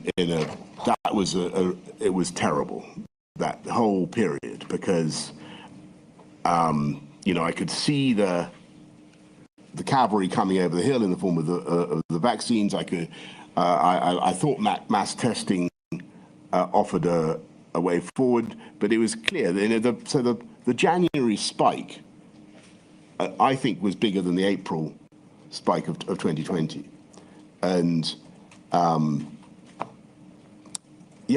mean, that plan to open on January the 4th, staggered, was defeated by Alpha. Was it the worst of all worlds then that some primary schools around the country opened on the 4th of January only to have to close again that day because of the reversal of position. Yes, but it was, and I'm very sorry to them for their efforts that were in vain. But the inquiry was asking, I'm sure you are, about were there other options we could have used then at any stage to reduce the R other than closing schools? Was that really the right tool to use? Looking back, honestly, I'm not certain, but at the time, it seemed like the only option. If the risk was, if we had another doubling, we would see a very serious number of fatalities, and then another doubling, and we had to get the R below 1. I think that's what people sometimes forget, why something a relatively small thing like closing schools can take the speed out of the circulation and make all the difference. Otherwise, sorry. No, sorry, I was interrupting you. Sorry. Well, no, but otherwise, mathematically, it either doubles or halves. That I certainly follow. Mr. Johnson, can I ask, why was it that the decision had to wait, so that to close had to wait? In other words, they opened, the primary schools opened 4th of January and then closed that night. Could the decision not have been taken earlier, that you were forced to close? I'm sure, look, with hindsight, my lady, of course it could have been taken earlier, and it would have looked better and have felt less bumpy to everybody had it been taken earlier. Of course, that's right. But at the time, it wasn't as obvious to me as it seems now. At the time, I was still very much divided and very, very keen, as indeed was Gavin Williamson, to see if we could keep going. Just turning to Sir Gavin Williamson, what he sets out in his witness statement, and perhaps we can just bring this up for ease. It's at INQ 000 588 024, please. Page 83 and paragraph 10.26. Just to highlight, Mr. Johnson, I think the point about how 11th hour this decision actually was. His evidence is that when he spoke to you on the morning of the 4th of January 2021, your message to him was about keeping schools open and doing everything to ensure that that remained the position, and that he explained that something like 85% of schools had actually opened. So in other words, saying... looking at that, I can understand how a Secretary of State would feel frustrated. Of course, I totally understand that, and it was a very, very difficult situation, and we had to take decisions throughout the pandemic based on our best judgment of the way things were at the time, and that inevitably changed. And that was the day, sadly, when it became clear to me that we couldn't continue with a policy of opening the schools. Now, maybe it should have occurred to me, maybe I should have resolved that earlier in my mind, but that's easy to say with hindsight. I wondered if I possibly could to keep them open. If we just look, please, at what he says at just after that, please, at paragraph 10.27, he says that he receives a phone call from Mr. Rosenfield at 12:30 that day to tell him that, in fact, schools would close. So I think, Mr. Johnson, to come full circle on the point that was made at the very start of your evidence, And this question of whether or not the Department for Education was at the table when some of these most significant decisions were made, I think we see here that they weren't at the table and that you told him that schools would close. That is right, isn't it? Yes, and that's absolutely right. And I think you're looking at the reality of the way things have to run in government, and particularly during a pandemic. Gavin rightly owned the interests of schools and young people. He had to promote that. I had the problem of trying to balance the interests of the entire country and every single potential COVID victim, and it was hellishly difficult. And of course, I think Gavin has said, I think my instincts were, my inclinations were very much the same as his, but in the end, we had to take the public health issue into account, and we had to put it first. I'm sorry, but we had to put it first. So if we just, in terms of going to the meeting where the decision was made, then we have that at INQ 000146739, please. And I think that we can see from the top of this that it's the 4th of January and it's the COVID-0 meeting. Is that right? It sounds right, yes. And yes. we can see that those present are Sir Michael Gove, the Chancellor, and the Secretary of State for Health and Social Care, correct? Yes. And various officials. And I Yes. think that if we go over the page then, please, to page 4. And I think it's the penultimate paragraph, Mr. Johnson. We can see here the Director General for Strategy in the COVID-19 Task Force said that there were big choices for the Committee on Schools. Yes, so returning to the question of whether schools should reopen after the 18th of January, yes?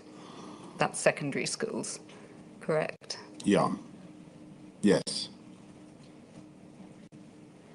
And I think as well, if we look in terms of the things that were discussed during that meeting, if we look at B, for example, so in discussion, sorry, it's page 5. It sets out all of the things that were discussed. And for example, we see at B, it was always better to surprise on the upside rather than the downside. Therefore, government should act quickly and robustly to close all schools. Further on down, there was mass flagrant abuse of the rules, and unless measures taken were even tougher than in March, they would not be taken seriously. Yes? Yes, I don't remember that particular intervention, but that does not surprise me at all. And then a few paragraphs down from this paragraph E, any intervention would only be successful if it succeeded in changing public behaviour, yes? Yes. And then the reference there underneath it, G, that deaths had increased by 25% within a week, yes? So the stark public health issue that you had to confront, correct? Correct. And then if we go over the page, please, to H, the suggestion that schools could resume face-to-face learning for all students at the end of January, from the February half-term, or from the end of February, yes. Right. Yes. Yes. And I don't think we need to go through the whole of this document, but it is right, isn't it, that at the end of this meeting you then decided that you would close schools to all children once again, correct? Yes. Yes. I think that's right. This is the 4th of. Yes, it yes, is. absolutely. Yes. And it obviously fits in with what Sir Gavin Williamson has said, that he spoke to you first thing in the morning when it was, your message was, yes, schools are staying open, full steam ahead, so to speak, only for him to be told a couple of hours later that that was no longer the case, yes? That's correct. And that this was the meeting that happened in between to change the direction of travel, yes? There, I'm not certain, but it looks fits there with would be plenty of discussions going on throughout the day, and people bringing me bits of information. But that could well be how it happened. Yes, I just can't remember. But I think, Mr. Johnson, from everything you've said, you didn't see any issue about taking this decision on the 4th of January without having the Department for Education at the table to speak to any of these issues about education or when schools might be able to reopen or any of the other issues that were relevant. If you look at so I'd spent the day in contact with Gavin. I think by our own account of this thing. This day, I'm talking to him in the morning. I'm well aware of his position. I'm well aware of his concerns, and you know, we've been talking about it the whole time, continuously. And as I said, I shared his instincts and understood very much what his message was. There was no need for you know, I didn't need to hear him directly in my ear to understand what he would feel about this. But it was clear to me that because of Alpha, the balance of the argument had shifted, and you know, I could have. I had no option. I had no option given the facts as they presented themselves that day. I felt I had no option but to close down and or to prevent the reopening of schools. Imagine the kind of factual. Imagine, well, you know, there's no need for me to go through it. Mr. Johnson, Sir Gavin Williamson has been very critical of the decisions to close schools on the 4th of January. And I understand why he feels as he does.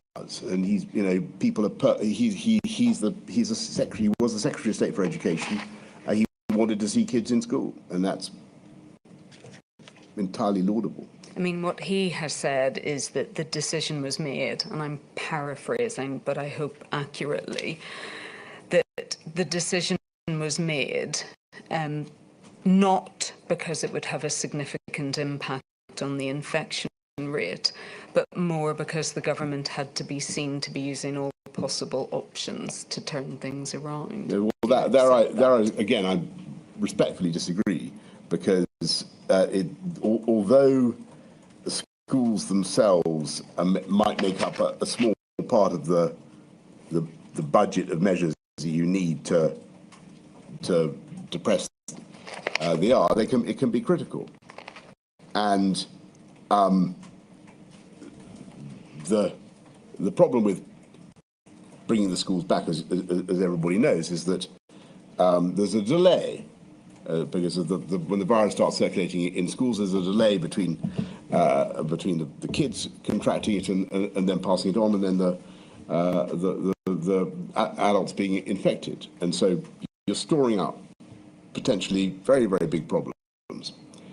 And I think I understand his frustration, and it's a proper frustration on the part of a Secretary of State with a department to run, who's thinking about kids and their interests.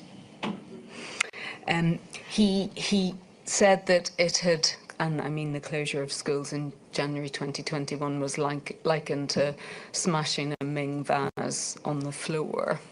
So in other words, that you had to do something, you had to make a bold move and something dramatic in order to get the we had to stop a second doubling of a doubling of the wave. I think the paper we've just been looking at said there'd been a 25% increase in deaths overnight. I think I may have got that wrong. You can't ignore that sort of data. And again, I'm putting the criticisms, Mr. Johnson, he makes, but he said that it was a panic decision, and that it wasn't required. Well, you know, I respectfully disagree. It grieved everybody to have to do it. It was the last thing I wanted to do. But the numbers were very difficult to argue with. Can I ask, as far as you were concerned, in January 21, was there a direct causative link between closing schools and reducing the R number? Or was it the effect of closing schools on the public messaging, which seemed to be what one of the papers... The Ming Vase point? Yeah. No, I think it was, well, I mean, obviously it was both. But as I understood it, the schools alone could take about 10 or 20% out of the R. So if the R is 1.1, that obviously gets you halving rather than doubling, and that's a critical thing. Thank you. Mr. Johnson, I think from everything you have said, that you accept that these periods of school closure had the most awful impact on all children in England of school age, and also a disproportionate impact on those most disadvantaged children in our society. Yeah. And it was for that reason, wasn't it, that you appointed Sir Kevin Collins as Educational Recovery Commissioner, is that right? Yeah. Just before we go on to his to your evidence about his appointment and his recovery plan, I just wanted to refer to an account that was given to the inquiry, and it's Every Story Matters piece of work. And this was selected because, on the one hand, it's probably a story that isn't that out of the ordinary for many young people, but I read it. It's about the footballer. Yes. I'm just going to, maybe if we bring that up on screen, please. But the parent who set out, my eldest son was expected to get scouted at 16 by a football club, but lockdown started shortly after his 16th birthday. After many months without intense training, his fitness and skills dropped, and he feels he was robbed of the chance to make it. This caused him to become depressed. Along with having missed his school leaving, GCSEs being ruined, not seeing his girlfriend, and all his social life being put to an end, his depression levels started to rise. One evening in July 2020, I got a call from his friend's mum saying he was threatening to attempt suicide and had gone out at 2 a.m. to a wood. Thankfully, he had told his friend, who went out to find him, and we quickly sought mental health support privately. So there are probably many stories like that across England, but extraordinary for the family who finds themselves in that situation. Yes. Terrible, yes. And the impacts, obviously, there were educational impacts, but the impacts went far, far beyond that, didn't they? They did, and it was one of the reasons, whether the main reason, why I was so deeply reluctant to go with school closures throughout the time, because after the first lockdown, I went to see a school in, I saw several, but I remember going to one in Kent, and talking to the kids, it was obvious that some had been fine, and some had been very far from fine. And I'd say the most had been fine, but a significant number of kids were very badly affected by this thing, and it was very difficult to remediate. And we did our best, as I've said out in my statement. Do you think the consequences proved to be worse than you anticipated?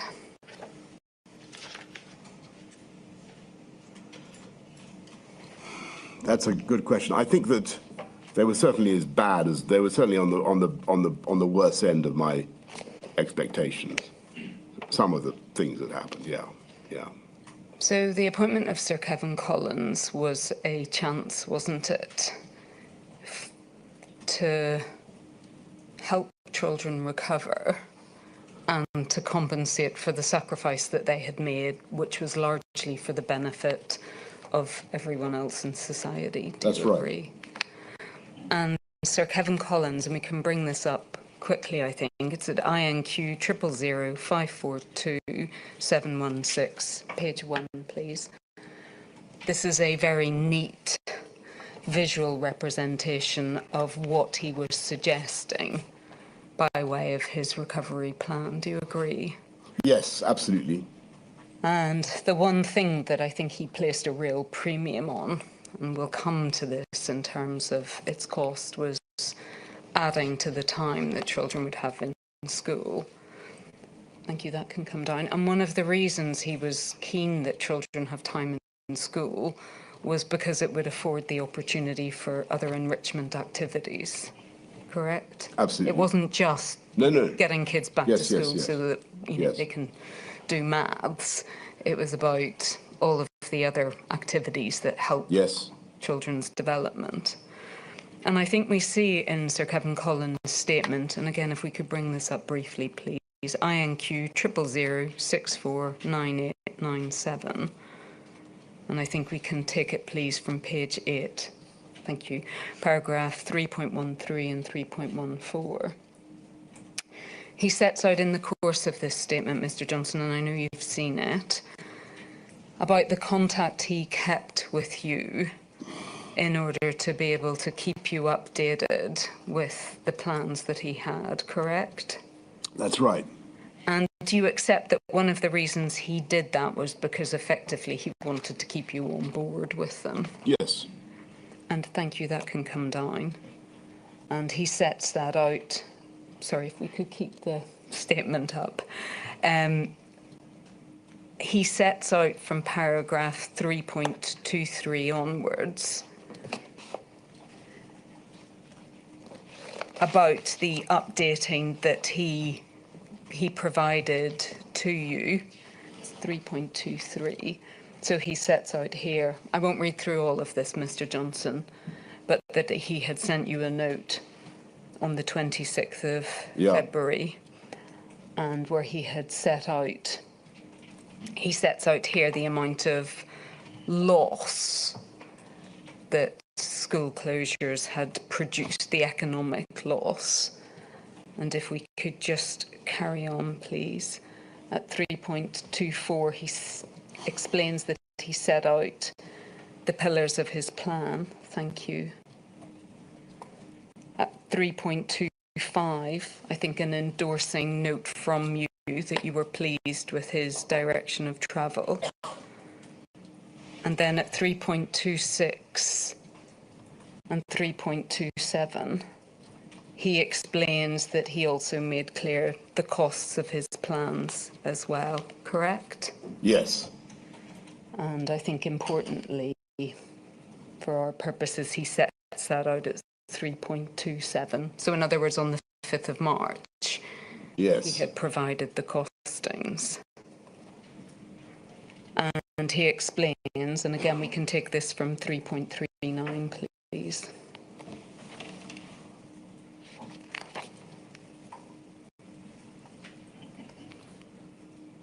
That he sent you a note on the 14th of May, setting out the overall cost of his plans, correct? Yes. So the maximal cost and the least cost, and I think he sets out at 3.40 that would have come as no surprise to you.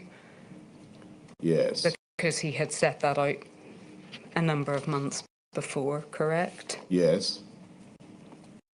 And it's right, Mr. Johnson, isn't it, that after this point, the plans were steadily whittled down? Yes, and not surprisingly, because 15.9 billion is a lot of money, but yes. Yes, well, I think the question is, why didn't you say that in the March of 2021 when he was developing those plans? Well, because I wanted to test his proposals, and I wanted to see the evidential basis for what he was arguing for.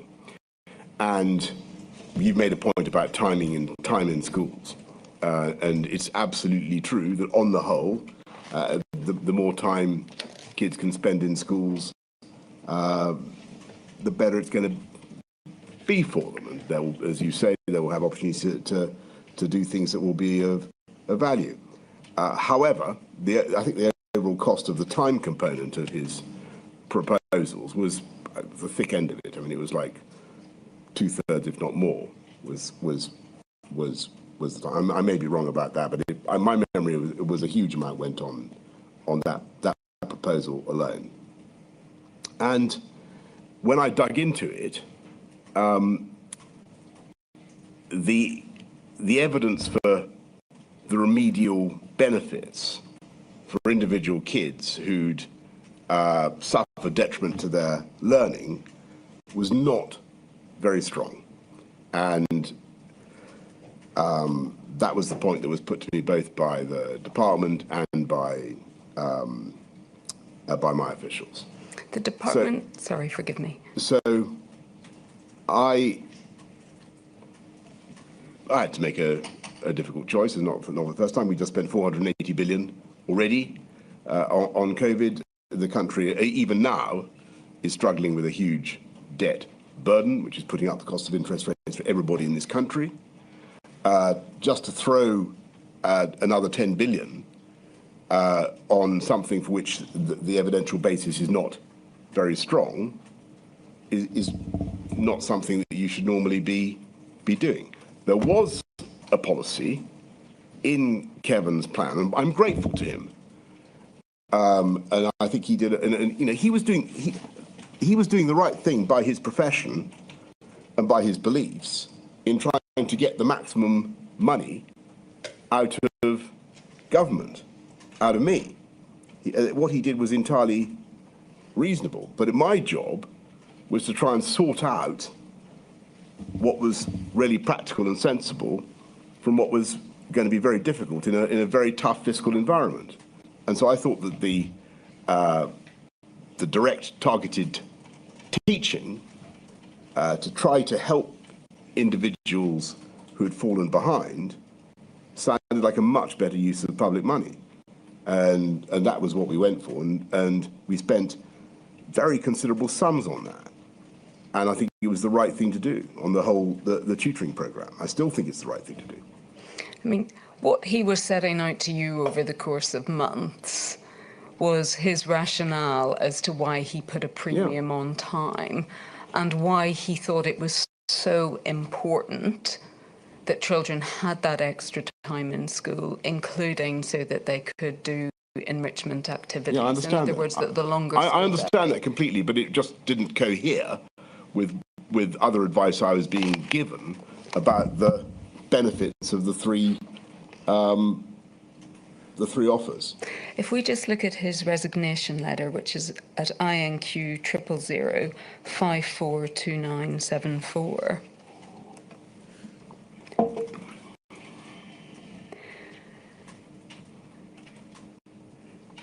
Because it's right, isn't it, Mr. Johnson, that when he saw how much the plans had been whittled down and the amount of proposed spending, that he felt his position was untenable, correct? Well, to be fair to Kevin, he'd done his job. You might say his position was untenable, but he was functus officio, as they say. He'd done it. You know, he produced his report, and it was very, very good. But clearly, he was aiming very high. Well, he wasn't functus because he resigned, correct? And you had wanted him to stay on, hadn't you, and to endorse the plans? Well, that would have been great, but that would have been great. Yes, look, I mean, of course, I regret his resignation, but I mean, he'd done what I needed to do. He'd done a great deal of work, and I'm very grateful to him because he had looked genuinely and hard at how you could help kids who'd suffered from COVID. Now, I had to put that through our Minsa and work out what was really valuable and where we would end up. And the advice I was being given was that most the policy with the greatest benefits was the targeted teaching. Just looking at his resignation letter, and again, I won't read all of this out. He sets out at the third paragraph about your ambition to recover the lost learning, and sets out that he then, I think, regarded that as his responsibility to try and deliver it. That he set out in the paragraph, we see this in the paragraph below, I told you I do not believe it will be possible to deliver a successful recovery without significantly greater support than the government has to date indicated it intends to provide, and setting out his fear that it was a false economy. And then that paragraph below, I believe our approach to recovery should also offer children opportunities to re-engage with sport, music and the rich range of activities that define a great education. I proposed extending school time as a way to provide this breadth, as well as to ensure that additional academic support does not cause existing enrichment activities to be squeezed out. And then goes on to set out at the end, I suppose, the rationale for his resignation. I do not believe it's credible that a successful recovery can be achieved with a programme of support of this size. Well, I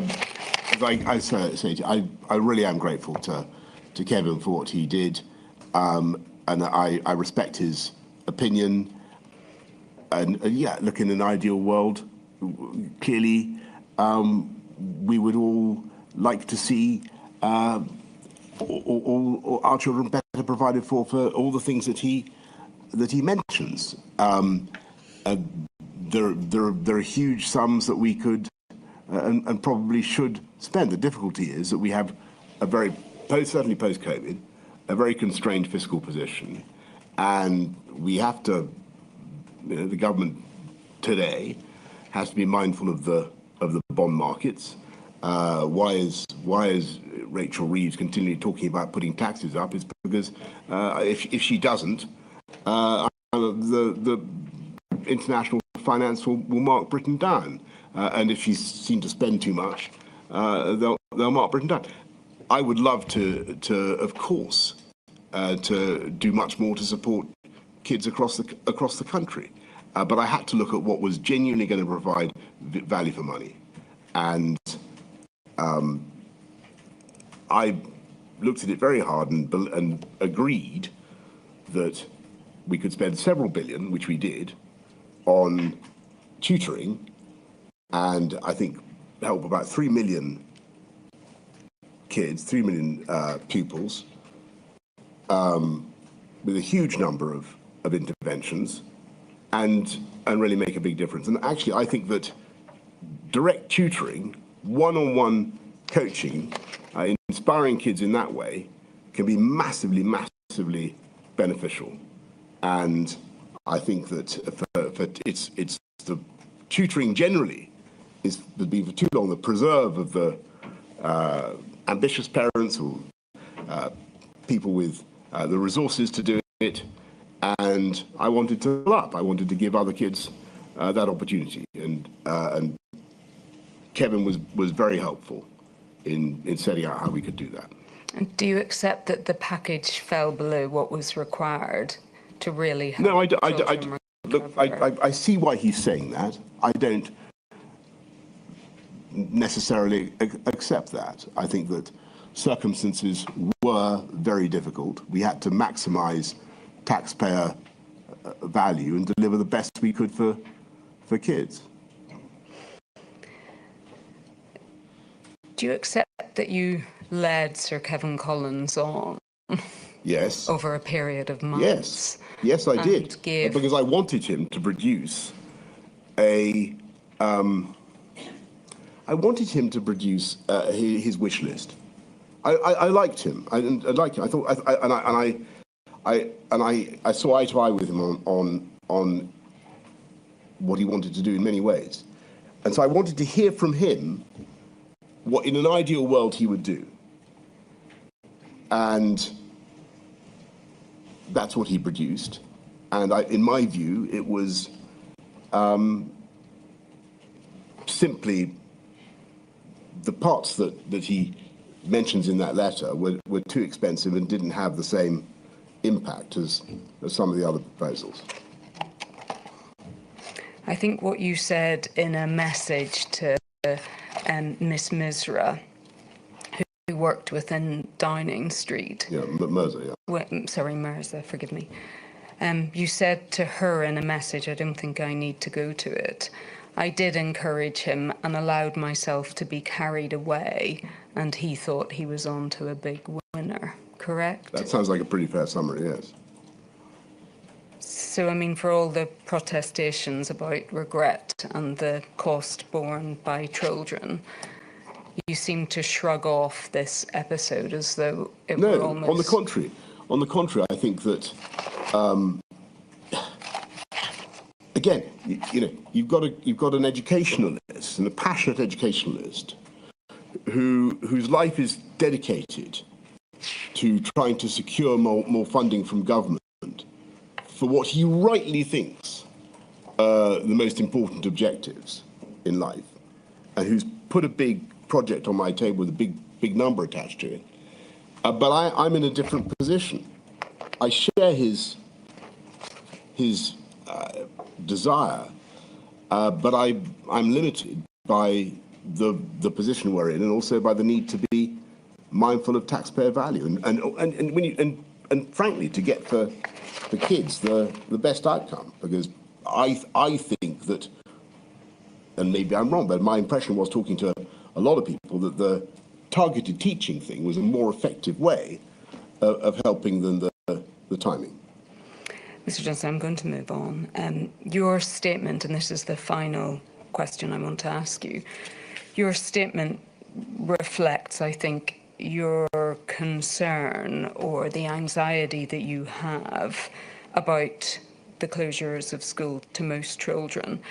And you say that one of my biggest anxieties now is that I'm not sure how many lives non-pharmaceutical interventions end up saving. But reflecting on everything, and in terms of the evidence that you've given today, it does seem clear that you thought that it was right to close schools to most children in March 2020 and in January 2021 because it would save lives. Is that right? I did, and I still do. Though I think what I would now say is, and I know the inquiry will want to think about future people who find themselves in the position I was in. Given the detriments, given the suffering, given the damage, was there another way of reducing the budget of risk? Was there another thing we could have done? Was there another shot we could have played? And I don't know the answer to that. Nor can I really be certain what would have happened if we'd gone with what Gavin and the DFE wanted on January the 4th, 2021, and kept going. What would really have happened? I can't know. None of us can know. But the predictions were really grim. My lady, those are my questions. Great. Thank you very much indeed, Mr. Sullivan. Ms. Hannett's just there, Mr. Johnson. Thank you, my lady. Thank you. Mr. Johnson, I appear on behalf of Long COVID Kids and Long COVID Kids Scotland. In the summer of 2021, at the point of preparing for the lifting of restrictions, you were advised about paediatric long COVID. You were advised several times that the rates of long COVID in children would rise. I'm going to show you one example of that advice. It's a document dated the 7th of July, prepared by the Chancellor of the Duchy of Lancaster. If we could have that on the screen, please. It's INQ 000607384. It's a document entitled Planning for Periods of High Prevalence. If we could go to page 3, please. Paragraph 6, Roman 1, letter D, long COVID in children. You'll see it says children represent a large unvaccinated population. We can expect cases to rise rapidly in the group. By this point, so summer 2021, it's right that the government should have provided parents with the information it held about the accepted risk of paediatric long COVID. Instead, there was no formal announcement or advice by government given about this risk, either then or indeed at all. Well, thank you very much, and I want to repeat my sympathies for the sufferers of long COVID, which, as everybody knows, it took me personally as Prime Minister some time to establish, and the facts about long COVID it took a while to be produced for me. And if we had this before, my lady, with the requests I made for a paper on it. As for long COVID in children, I honestly don't remember being advised about the impacts of long COVID of COVID-19 in children. And I just wonder whether this sentence, the long-term impacts of COVID-19 on children, are largely known, but several reports point to the existence of long COVID in children. I'm confused by that sentence. I have to Can I put it this way, Mr. admit, and I wonder whether it contains a mistake, because Mr. Johnson, you'll forgive me. I've got limited time. Can I just follow up in this way? It's right that the inquiry has before it a number of pieces of advice from summer of 2021 that set out the risk of long COVID to children. The government never communicated that risk to parents in summer of 2021. Do you accept that it ought to have done so? Well, certainly, if we had advice about the particular risks of long COVID in children, then we should have done so. All I can say is that this. I'm not quite clear what this particular sentence is saying, but I suspect that it contains a mistake, and that the word children there should be adults. But if you read Johnson, it, we have to take it as it says. It says long COVID in children, doesn't it? That's the starting point of the paragraph. I think we have to accept that the person who wrote it wrote children. It's not quite clear what it's trying to say in that case, but yes. My lady, I'll leave it there. Thank you. Thank you, Ms. Hannah. Mr. Broach. Mr. Broach is over there, Mr. Johnson. Thank you, my lady. Mr. Johnson, I have questions for you on behalf of the children's rights organisations. There's no doubt the government was under immense pressure in the early stages of the pandemic. But as time went on, there was space to reflect and make more considered decisions. Scotland and Wales, for example, considered the impact of non-pharmaceutical interventions on children and made decisions to exempt them from restrictions on social gatherings. In England, calls to do the same, for example, in relation to the rule of six, came from our organisations. The Children's Commission was supported by SAGE. And yet, despite there being no scientific evidence for the precise rules, six, for example, children were not exempted. And we would say this is just one example of a sustained pattern of applying the same restrictions to children in England as to adults. Would you accept the reality was the government didn't consider children as rights holders in their own right and was seeing them merely through the lens of virus transmission and prioritising enforcement of the rules? I think that you're making a fair point about the rules generally. I think that looking back on it all, the whole lockdowns, the intricacy of the rules, the rule of six, the complexity, particularly for children, I think we probably did go too far, and it was far too elaborate. And maybe we could have found a way of exempting children. It's a very fair point. Thank you, Mr. Johnson. In his evidence yesterday, Professor Whitty described that there was a budget of allowances, and it was open to the government to decide how essentially to spend those allowances. Would you accept the government should have spent more of the social allowances in relation to children rather than focusing on matters that would have benefited adults and the economy? I do think that should be given much greater consideration. Look, I mean, I think we're going to have to, if hopefully this thing never happens again, but if we have to do anything like this again, I think we're really going to have to consider the whole NPI system, lockdowns, whether we want to go down that route at all, particularly whether we want to close schools, because, you know, it really should be a measure of last resort. In the budget of allowances that you speak of, it should be the very last one to be spent, to be used, and we've got to find better ways of doing this. Throughout the entire course of the pandemic, in the various measures that were taken, at no point did the government guidance ever explicitly state that children playing was considered exercise, and that parents supervising their children while playing or exercising was a valid reason to leave the house. The inquiry has heard powerful evidence from playing out in this module on this issue, including the particular difficulties for disadvantaged children, those who lacked private outdoor space. Was the impact on children's ability to play and exercise of the various rules and guidance and the disproportionate impact on disadvantaged children something that you actively considered at the time, or were you not aware of this particular problem? Well, I certainly was aware of the particular problem of kids who didn't have access to open space, but my understanding of them, or my memory of the rules, was that you could go outside for exercise, and that applied to everybody. So I mean, forgive me if I'm misremembering something or misunderstanding your point. The concern is that the guidance that was issued in various forms never expressly highlighted that children exercise and play very differently to adults. And right. So, in terms of enforcement, we heard evidence, and have heard significant evidence, of children being told they couldn't be outside to play, even when they could. So was it an issue that you... Well, that's... I'm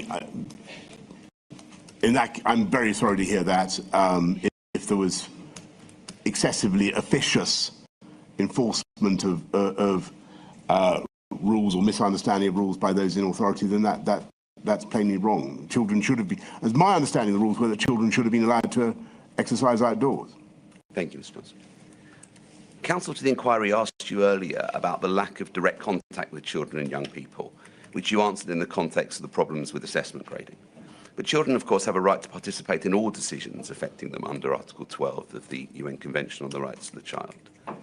However, they were excluded from participating in press conferences throughout the pandemic, and again our organisations and the Children's Commissioner did urge government to include children's voices, but to no avail.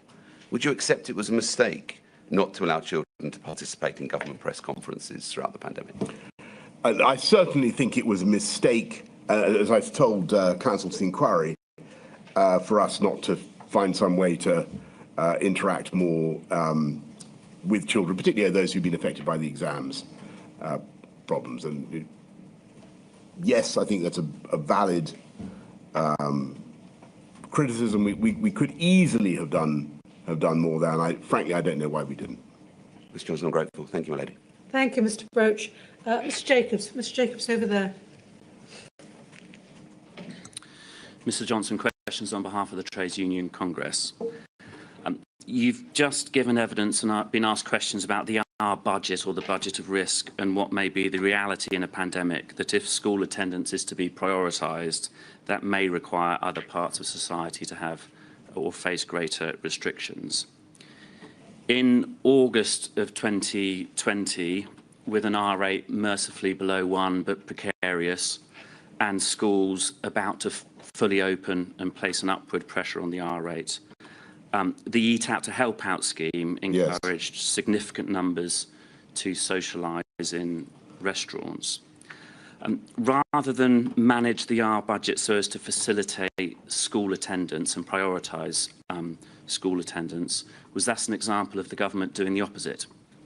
Well, it's a very fair question. I know there's been a lot of shot and shell directed at Eat Out to Help Out over the last few years. But I've got to tell you, at the time, and this is my memory of it, at the time, my memory of it is it was discussed with the scientific advisors. My memory of it is that they did know about it. I might be wrong about that, but it seems wholly unlikely to me we would have come up with a policy that was unknown to them. And I think that it was thought to be within the budget of risk. And, you know, we had an economy that was really struggling. Mr Johnson, you may be answering questions that Mr Keith asked you in Module 2 about the scientific advice and what have you, which I don't want to get into. I mean, yes, in simplistic terms, a national scheme to incentivise sitting in restaurants would seem, without needing terribly significant scientific acumen, to have an upward pressure on the R rate. So on this question of prioritisation, do you think actually on reflection that was the government not prioritising facilitating school attendance? I think it's genuinely, I think it's impossible to know. I think that's the terrible reality of all these interventions, is we don't know the individual value of any of them. You know, we speak about schools being 10 to 20% or whatever, but we don't know. I think that it was felt at the time that, given where the R was, given the state of the, you know, the economy, it was reasonable to proceed with Eat Out to help out. Would you question that in retrospect? Well, lots of people have. But what it was that actually pushed the R back over one, who knows? I'm going to try and deal with another topic in my time. Proactive engagement with unions in the education sector. You've been asked about a decision you made on the 6th of August 2020 to not share contingency plans. Realistically, Mr Johnson, is that not the antithesis of having constructive and mature engagement with a sector that was responsible for educating children? The decision was not to prevent the contingency plans from being circulated at any stage. The decision was just to hold it back until such time as we really needed to go with it. And I'm sure that the unions and the schools would have been more than capable when the moment came of rising to it and dealing with it. But I'm sure everybody remembers that at the time there was some politics in the whole question of whether schools were safe, and I thought it was important to get kids back into school and to have some forward momentum, and that was the objective. Mr Johnson, is it not the case that contingency planning was needed at that time? Because just as you and your government can see a fraught winter, school leaders can see a winter fraught with difficulty and having to teach in different ways, trying to support vulnerable children in very difficult circumstances.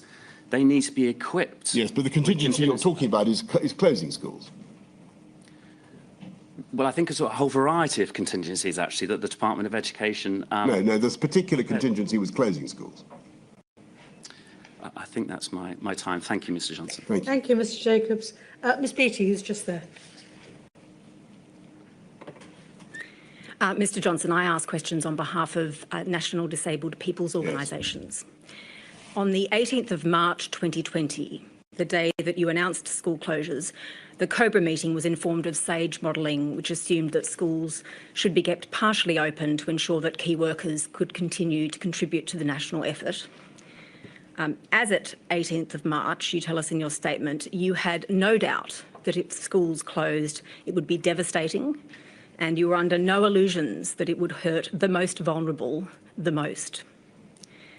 At the COBRA meeting, in summing up, you said that a minimal school service should be made available for the children of key workers and for vulnerable children. But the actions of the COBRA meeting were to agree a list of key workers. No actions from the meeting concerned vulnerable children. Now, Mr Johnson, I'm sure you'll agree that actions speak louder than words. Do you agree that as at the 18th of March 2020, there should have been more focus and more action on the social care health and therapy needs of disabled children and young people, given school closures, would have an immediate and devastating impact on the provision of care and support to meet those needs? Thank you very much. I'm sure that the department was looking at the needs of the vulnerable kids, including disabled kids, because that is spelt out in that document that I relied on so extensively to show that they were indeed mindful of the problems that they were going to encounter or they would encounter in closing schools. So, Mr. Johnson, what I'm trying to say is it wasn't. Your question to me is, was it why weren't we as a government taking more account of this? As far as I can tell, we were. And so that is the paper which Council of the Inquiry took you to before of the 15th of March, the citing note, where you agreed that there was nothing of substance on vulnerable children and support and services for vulnerable children, that the paper didn't deal with that. Is that correct? No, my impression was that it did mention vulnerable children. I don't have it before me now, but I remember it. I think it mentioned them. It mentioned them, and it had nothing of substance. And you agreed when Ms. Dobbin put it to you earlier that it did have nothing on substance on vulnerable children. Is that right? Well, I honestly, if that's what I don't remember saying that to Mrs. Dobbin, but perhaps I did agree with her assertion. All I can say is that if you look at that paper, it contains a reference to the needs of vulnerable children, and perhaps we could have done more, and I'm more willing to accept that there were lessons we could have learned, and more we could have done. But it struck me then that was a pretty comprehensive list of the issues that the department faced. So it may have been a list of the issues, but what concrete measures did you put in place, or did you know were being put in place at the time to avert what you say you knew then was an immediate and devastating impact which would hurt the most vulnerable the most? Well, as far as I can remember, the most important thing we did was to try to keep schools open. Right, that was our best answer. Can you name anything else more specific than that? And to make sure that in the event of closures, that all the packages available for the support of vulnerable children, disabled children in particular, were still available to them. Now, how exactly that was going to be done was clearly a matter for the relevant departments.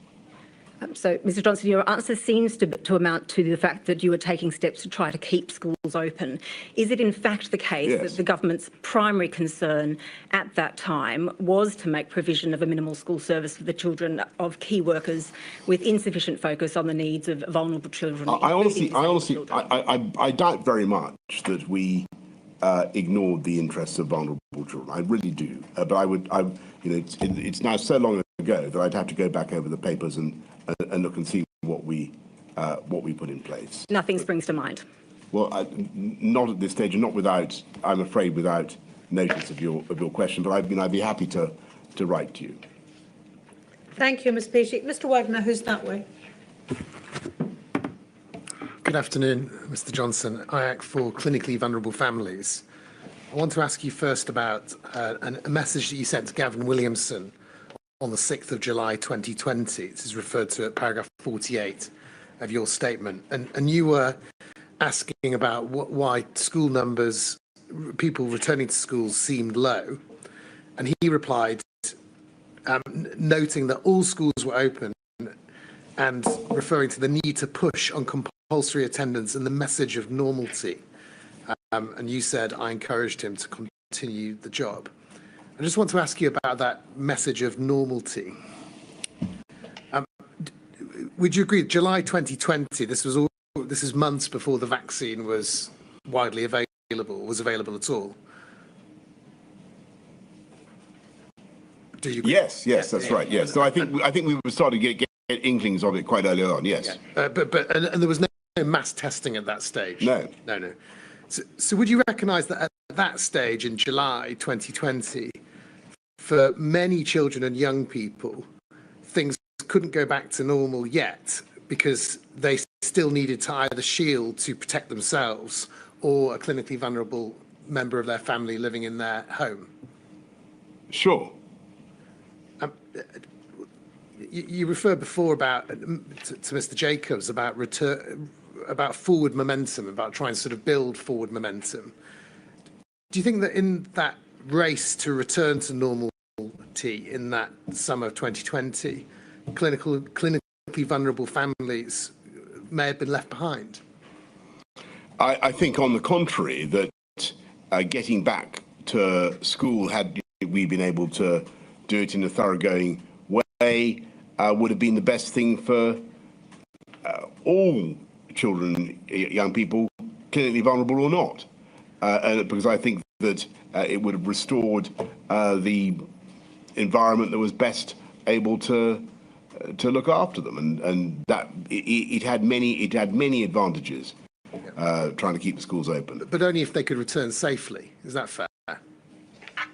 Sure, but it was my view that schools should be made as safe as possible, and if they were safe, the kids should go back.